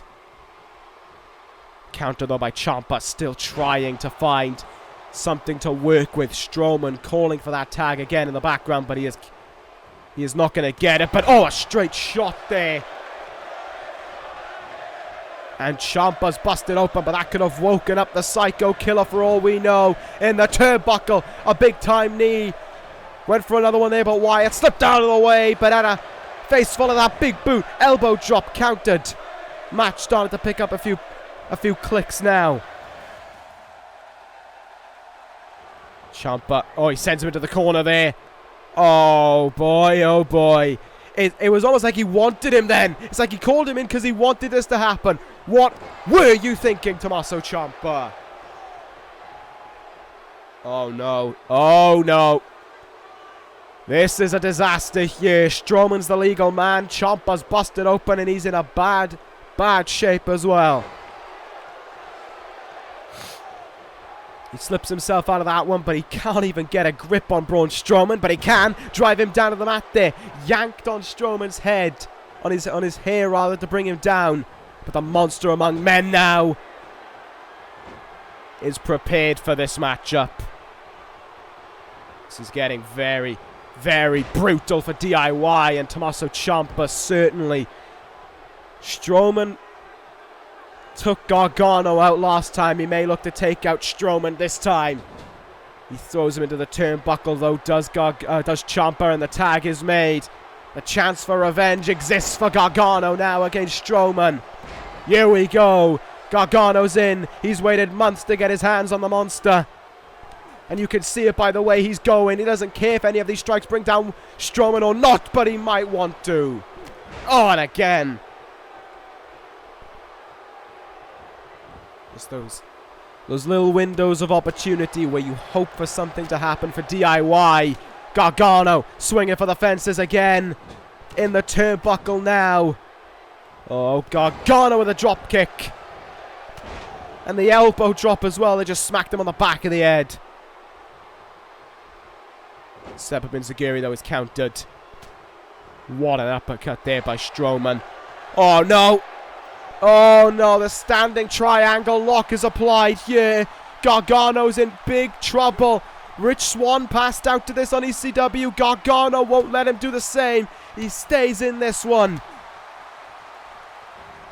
And a step up in Zagiri again. Strowman still won't go down. Gargano swinging. Oh no! Oh no! No, no, no! Gargano's caught! The running power slam! Oh, that could be it. The cover by Strowman. Ciampa's in to break it up. He's fighting on behalf right now. He's trying to fight on behalf of his partner. Ciampa just sacrificing himself here as he goes swinging towards Braun Strowman. The big man goes down, and that could have been the window that Gargano needs. Oh, just slapped him in the face. Oh, no. Oh, no. Oh, no. Powerbomb. Strowman drags Gargano into the corner of the Wyatt family, and the tag is made. Wyatt's back in this one. And Wyatt looks to end it. He's crawling. Wyatt's going to finish this one out here. The spider walk towards Gargano. Oh, you know what's next. This is all over.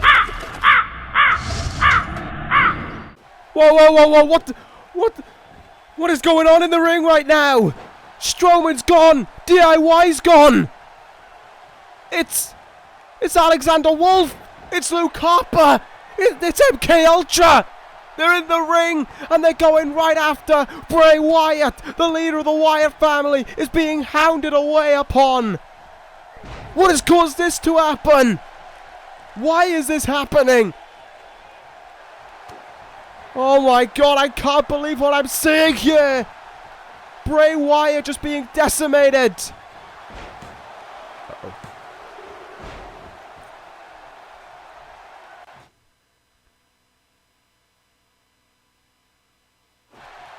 Since when did MK Ultra take matters into their own hands? Discus clothesline to Wyatt.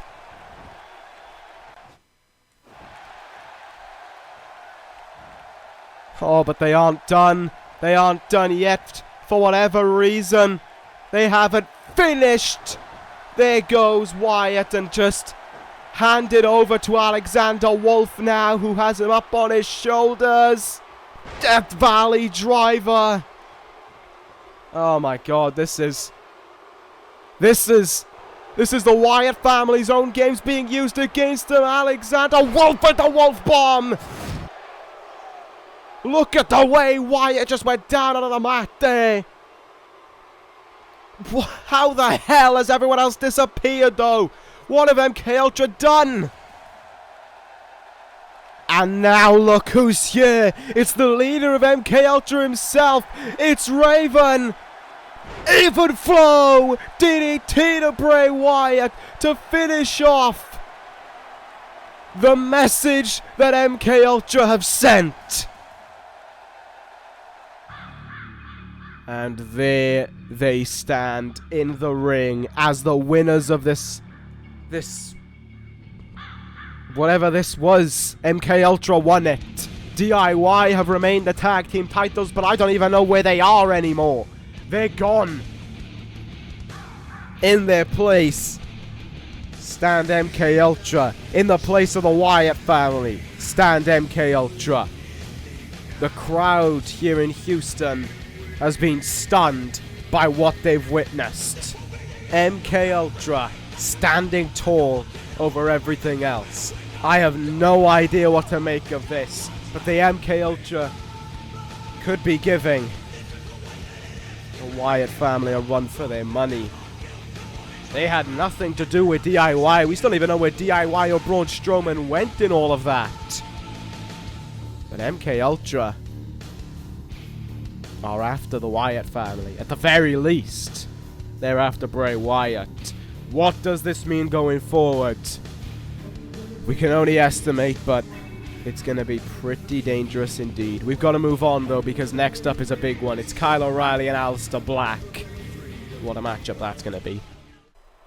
Oh my goodness, what a crazy night this has been. And, well, maybe the crazy will subside, but certainly the hard-hitting aspects that have run true through tonight will continue on. Kyle O'Reilly and Aleister Black in action right here, right now at Living Dangerously. Yeah, I'm really not... maybe Aleister Black will have a bit of crazy within him after what he has seen, but I mean, this one's going to be a great contest between these two guys. Kyle O'Reilly, what had he done before this all broke out?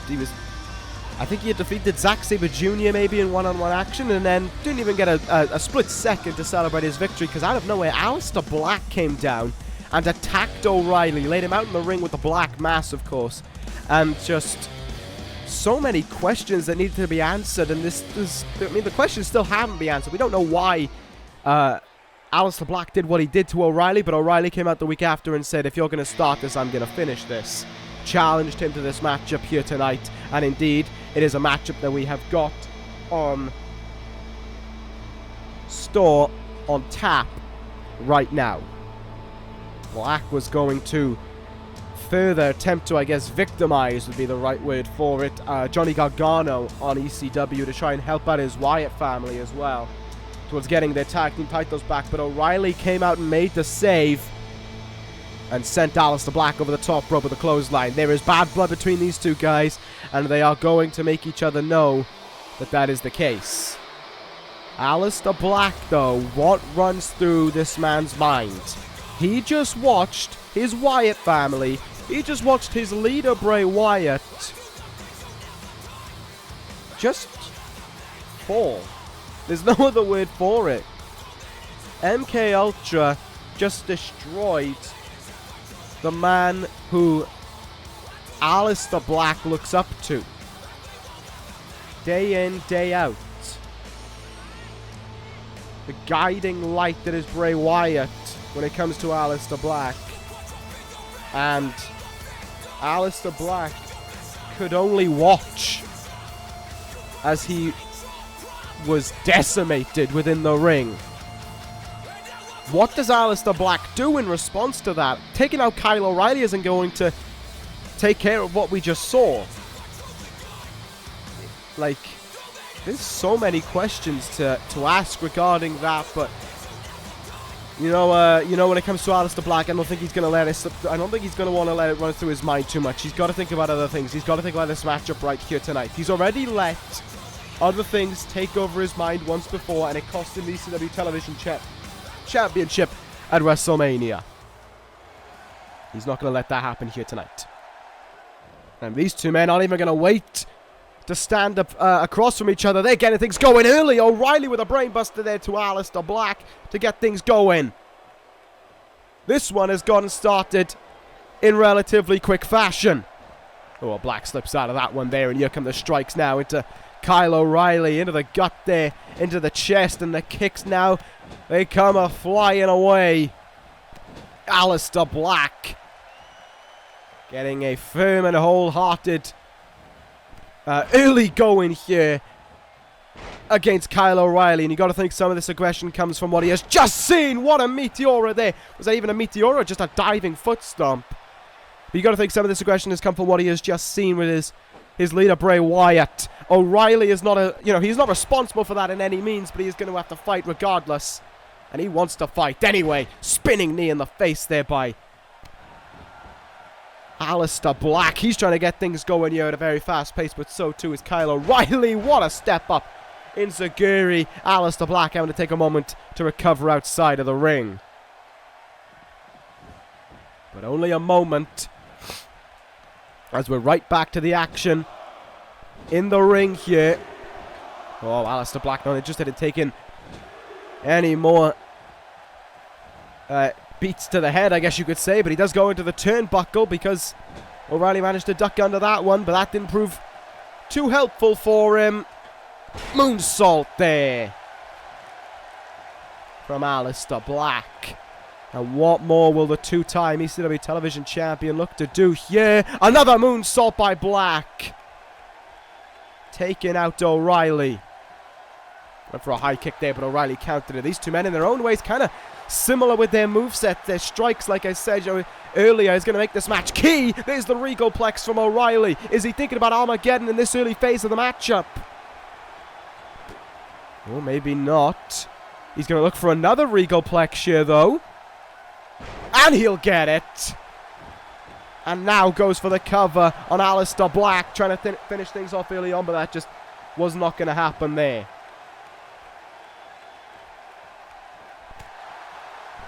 A counter there. Look at how damaging that counter was again. Oh, whoa, whoa, whoa, whoa, O'Reilly! O'Reilly has Armageddon in.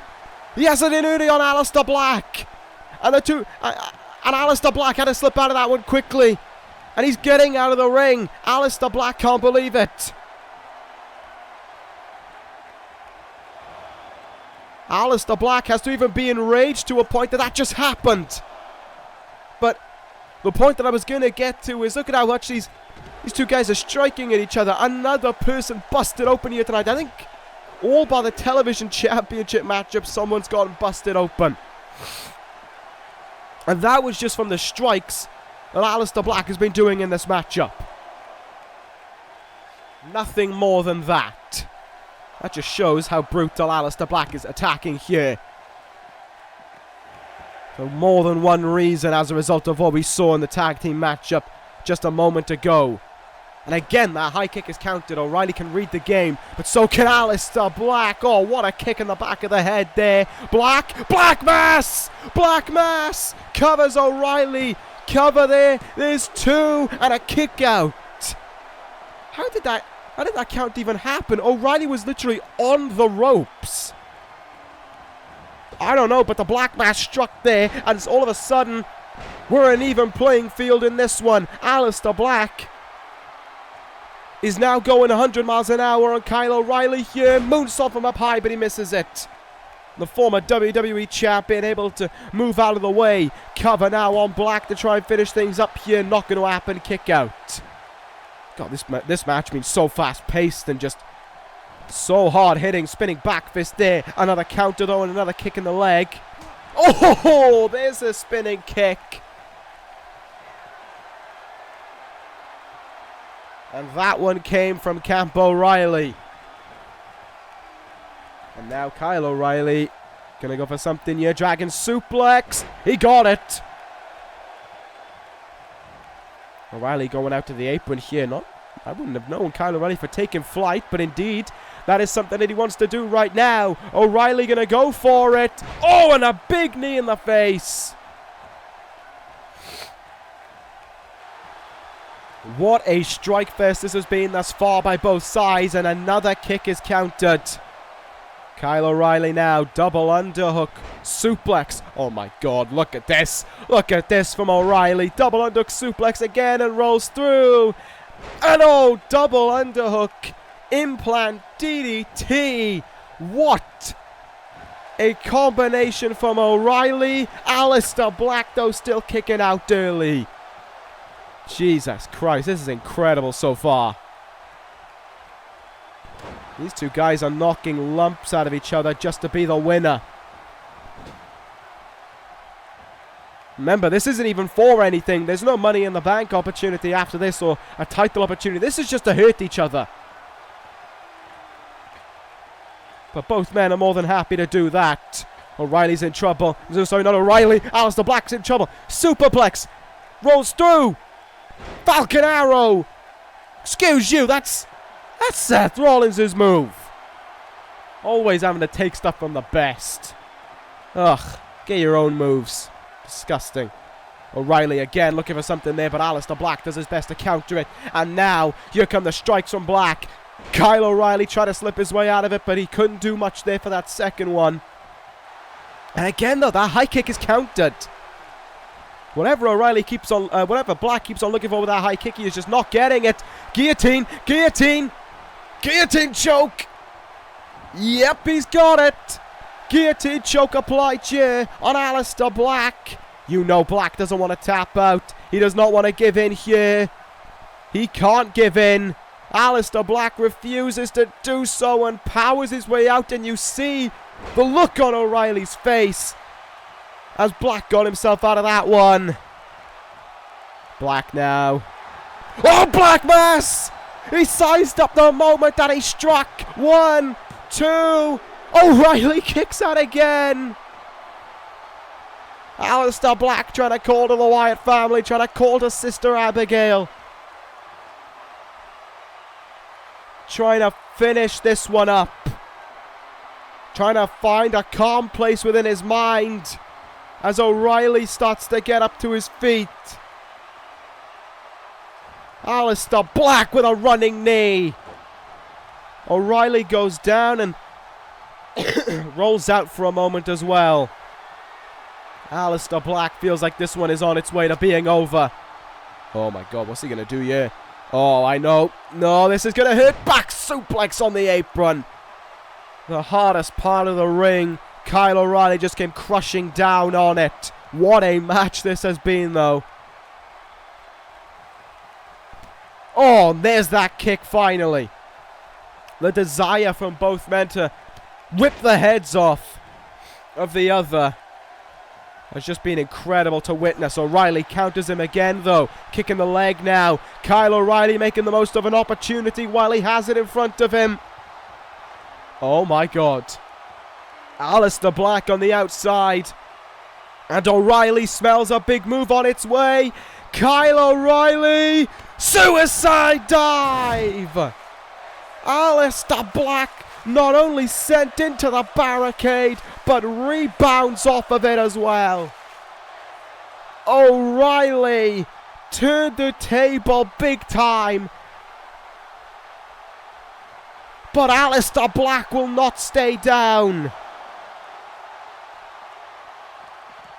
O'Reilly, though, sends them back into the ring. But Black is getting up to his feet here. How much do you have to give to keep the other one down in this one? Roundhouse kick from the second rope there. And a cover from Aleister Black to try and end it. O'Reilly kicks out again. And O'Reilly stops the strike there. Ducks under. Whatever Aleister Black was looking for. Kicks in the leg. He has taken that kick game away from Aleister Black bit by bit in this matchup, but it has worked into his favour. Another cover here and another kick out from Aleister Black in response. Kyle O'Reilly feeling it though. Does he sense it within him that he's about to beat Aleister Black? Takes a big run up but can't get that elbow drop. Oh, Aleister Black though missed with the big boot. Neither man got what they wanted and now they're just slugging it out. They were both missing big strikes there when they needed them the most. Backed up into the turnbuckle but not to be. Dragon screw there and again taking the legs away. Is Kyle O'Reilly. Now what's O'Reilly thinking? Yeah.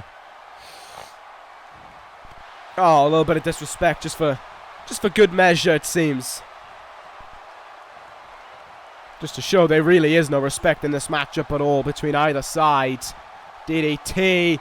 Aleister Black counters it. And again the kick is stuffed and the leg is swept away from him. This has to enrage Aleister Black, but it is spurring O'Reilly on as he locks in yet another guillotine choke here to try and make Aleister Black tap out or pass out. We've seen so many submissions here tonight. And Aleister Black's another one on the list. O'Reilly does it. Aleister Black tapped out. And O'Reilly reaps the rewards of a victory well earned at Living Dangerously. He was busted open by the kicks of Aleister Black, so he thought smart, and he took the kicks away from him. And in doing so, shut out this match, shut out Aleister Black's main form of offense, and ended it with the win. How about that for a pay-per-view debut for Kyle O'Reilly? Took 2 black masses, no less. But in the end, he made Aleister Black tap out. And that is some accomplishment, to say the least. I'd let O'Reilly celebrate this victory for quite some time, but he's got to get going, and you know why. Coming up next is the main event of the evening. Is the match that we have waited this whole show for. Is the match that will determine the ECW champion. The 2 finest talents, I would say, in the world. The king of wrestling, Kenny Omega. The greatest of all time, Seth Rollins. This is a match that could main event WrestleMania, but just by being the only match on the card. But here it is tonight at Living Dangerously. Only one can walk out as ECW champion. Only one gets to be the true greatest. Will it be Kenny Omega? Will it be Seth Rollins? One of these 2 men will walk out of Living Dangerously with the ECW Championship. It is the greatest match you are ever going to see. And it's up next. I can't wait any longer. Let's do this. Let's do this. It is happening.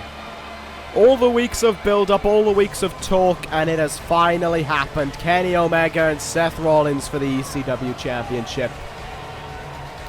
Right now, yes, let's go.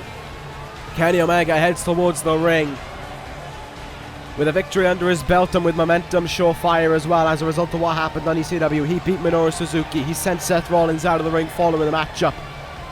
Make no mistake about it, Omega has walked into a trap, has walked himself into a trap. He got on the wrong side of Seth Rollins after trying to costing him, should I say, a match a week and a half ago against Johnny Gargano. Rollins said it on Wednesday, or Thursday. Shush. He is not going to apologize for what he will do here tonight. Kenny Omega brought this upon himself. Seth Rollins will be the one to finish things off. Seth Rollins will be the one to prove that the King of Wrestling is no greater than the greatest of all time. That one-winged angel will be clipped and he will be sent tumbling down to the bottom. This is Seth Rollins' time. This has been the man of ECW for so very near 1 year. He makes his way out here in Houston, and obviously the idiots are pro Kenny Omega, because why would you ever want to be on the side of the greatest of all time? Why would you want to support the best wrestler in the world? Why would you want to support the man who's been ECW champion for over 9 months? Why would you want to support the man who has redesigned, rebuilt, and reclaimed ECW from the ground up and turned it into the A show? I don't know. I don't know why you would. You keep it up, guys. Your logic is great. Because every time you boo Seth Rollins, every time you try and think that Seth Rollins is going to lose, he comes out, he wins, he shuts you all up, and he keeps that ECW championship around his waist. Seth Rollins has defeated so many. AJ Styles couldn't do it, and we gave him about 97 chances. Baron Corbin couldn't do it. Drew McIntyre couldn't do it. Samoa Joe couldn't do it. Roderick Strong, guess what? He couldn't do it. Diamond Dallas Page couldn't do it. And the man who won't do it here tonight, Kenny Omega.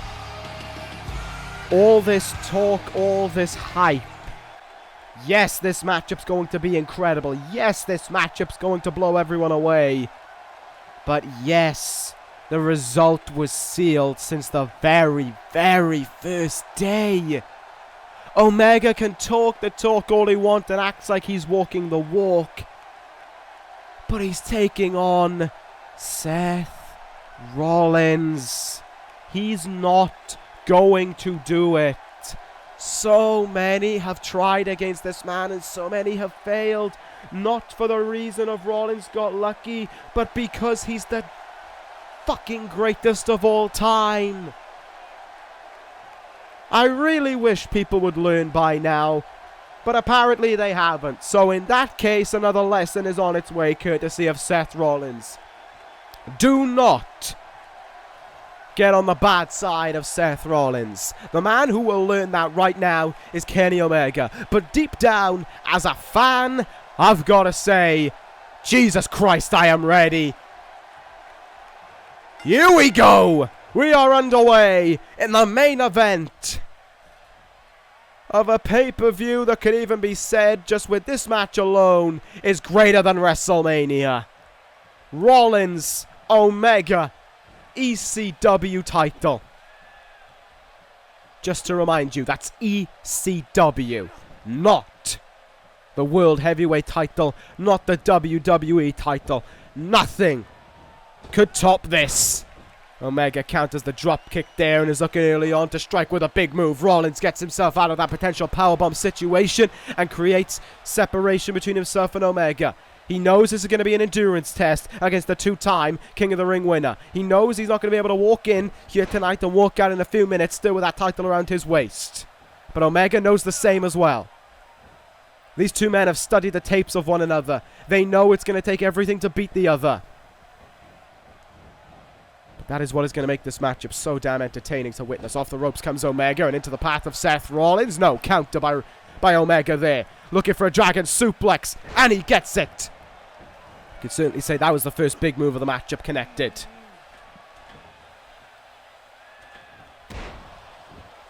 Omega, though, misses with that elbow drop, and Rollins takes as much time as Omega needs to get up to his feet there, so he has room to breathe as well, but Omega gets a counter off there.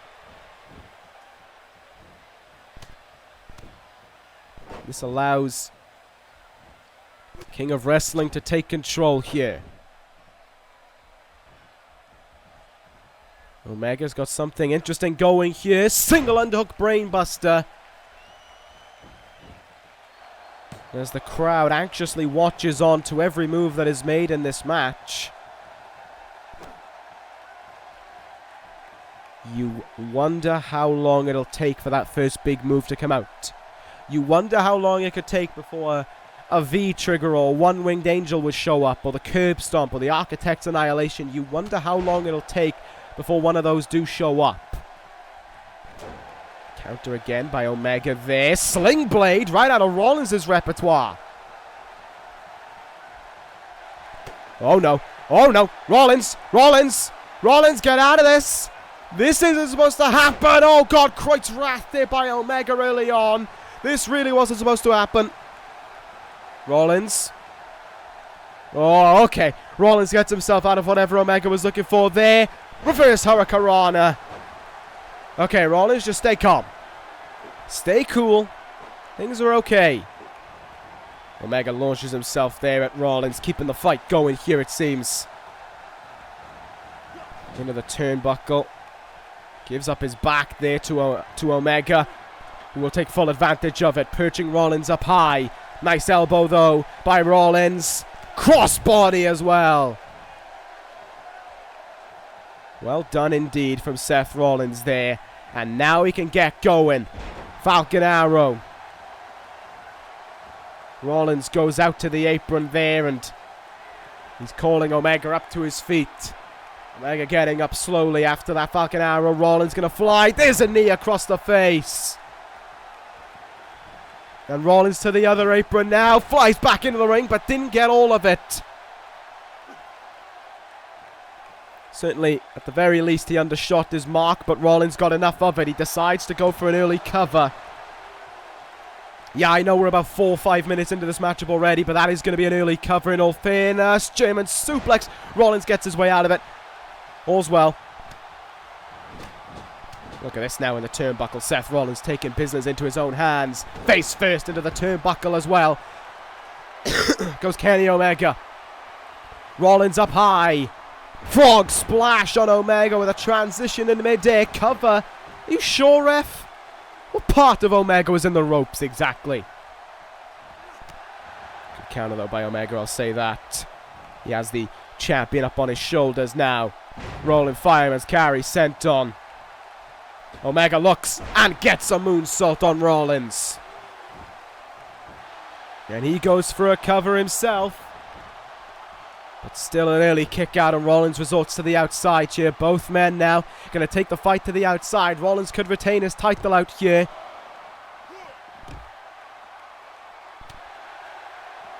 Oh, Hurricanrana there by Omega. Got to think Omega might still be hurting in some way following his matchup against Minoru Suzuki on ECW. Suzuki went into that with the intent of hurting Kenny Omega, and good as well that he did. We're up to 4 now on this count.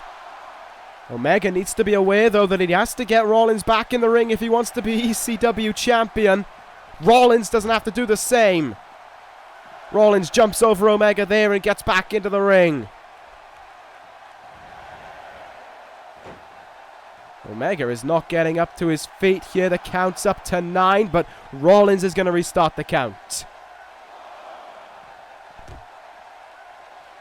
He wants to beat Omega convincingly. He wants to close out any beliefs that Omega is better than him. We're back in the ring now, and it's Omega who has control again. Oh boy, good counter by Rollins. Wasn't worried there. Rollins puts Omega up on the top rope. Now something big could be on its way to Kyle O'Reilly. This is how you do it. Rollins in position. Superplex. Roll through with ease. Falcon's Arrow. Go on, Rollins. Go the whole hog. He goes up to the top rope now and is in position. Oh, he missed the Phoenix Splash, though Omega got out of the way of it. And another cover now by Kenny Omega. In for the count, and Rollins powers out of it. It's alright. It's alright. Don't worry, Rollins, you're doing great. Oh. Oh. Oh, get out of this. Get out of this. No. Kreuzrath again. Oh, boy. Oh, boy. Oh, boy. This isn't what was supposed to be happening, Rollins. This wasn't in the game plan, man. And again, I know you just like to tease me, but don't make my heart race. Is he busted open? Oh, what a Kenny Omega! Busting open the face of ECW. Oh no! Oh no! Oh no! Oh no! Oh no! Oh no! Oh no! No! Rollins! Rollins! Rollins! Oh, we did it again. Count it again. It's fine. It's fine. Stop panicking. Whoa. Okay. Torture rack. Backbreaker. How's that for a comeback from almost being hit with the one-winged angel? And Rollins will pick up where he left off if you don't mind him. He goes up to the top rope. Rollins, this time, gets the Phoenix Splash. And Rollins is feeling it. He's going to win. He's going to win. Rollins is going to win. Kick in the gut. Curb stomp. It's over. 1, 2. Oh!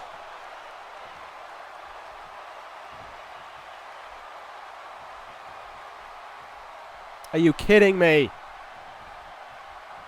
And Rollins was stunned as well, but blood for blood has been exerted again tonight. Uh-oh.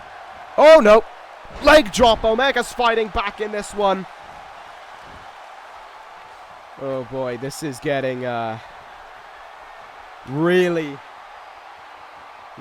dicey from both sides now. Hurricanrana.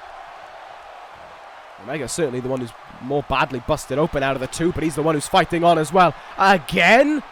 Already? Omega in. And a third Kreuzrath. Rollins, don't let it be third time's the charm, for God's sake. But Omega's not looking to close it out yet. Omega's not even thinking about trying for the one-winged angel or the V-trigger. He wants to make sure that everything he puts into it beforehand will undoubtedly close out this match. Omega lines himself up. Rollins, please. No. One-winged angel. Get out of it. There's 1, 2. Yes. Rollins kicks out at 2. This match stays alive.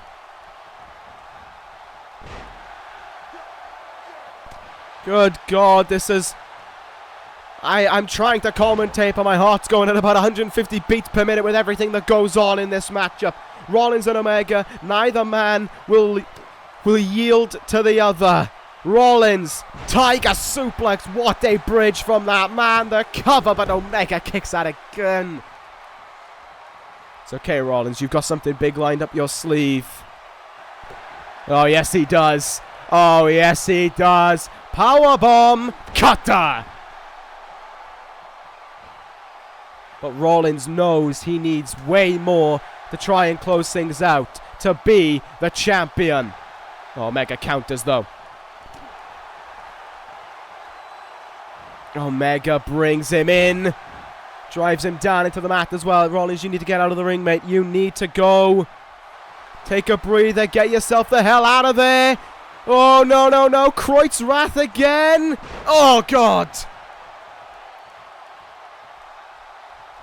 Omega didn't bridge, but he goes into the cover right away. There's one. And yes. Yes. Rollins kicks out that early on. Oh, no. Oh, no. Oh, no. Oh, no. Rollins. Rollins. Rollins, do something. Rollins, no. V-trigger. No. Rollins, please. 2. Yes. Oh, my God. He kicked out. He kicked out. He kicked out of the V-trigger. But Kenny Omega is raining away with strikes onto the champion still. Rollins, I am begging you at this point, fight back, and fight back he is! Rollins is in position! Yes! Curb stomp! This one's over! 1, 2. No! Are you kidding me? How? Oh my god. How do you do it? Omega is staying in this one, but Rollins is going to do his damn best to close it out. He tried it before, but Omega can't at it. But he's going to look for this one to be the be-all, end-all superplex. Come on, Rollins. Falcon's Arrow. Don't let up. Do not let up for a second. Omega's not responsive. Phoenix Splash. Rollins brings him up to his feet. Locks him in. Architect's Annihilation. But Rollins ain't done. Rollins has got to fire everything to finish off Omega. Curb Stomp. Count it. 1, 2. Yes! Yes! Yes! Yes! He's done it again. He's done it again. It's Seth Rollins. He's done it again. Once more it happens. Rollins. And I can't believe I'm saying this, was within an inch of losing that ECW Championship. Rollins did not thrive tonight. He survived. But you know what? The feeling of survival is oh so sweet when you have the sense of victory to go along with it. Omega had survived everything that Rollins had given him up until that point. Rollins put that away not because he wanted to brag to Kenny Omega, not because he wanted to rub it into Kenny Omega, but because he knew that was the only thing that was going to finish off Kenny Omega. He threw every single one of his big moves into that final flurry there. Curb Stomp, Superplex, Falcon's Arrow, Phoenix Splash, Architect's Annihilation, Curb Stomp. 6 moves. It started the same. It ended the same. The night started the same. The night ended the same. Rollins retains the ECW Championship again and is oh so closer to 1 year. But make no mistake about it when I say this, I don't think things are finished between Kenny Omega and Seth Rollins. That ends Living Dangerously. It lived up to the hype. What a night it was. You're all so welcome. The A-Show, it soared off into the stratosphere compared to Judgment Day and Vengeance. That ends episode of the universe. Thank you guys for watching. Take care, guys. And ta-ra.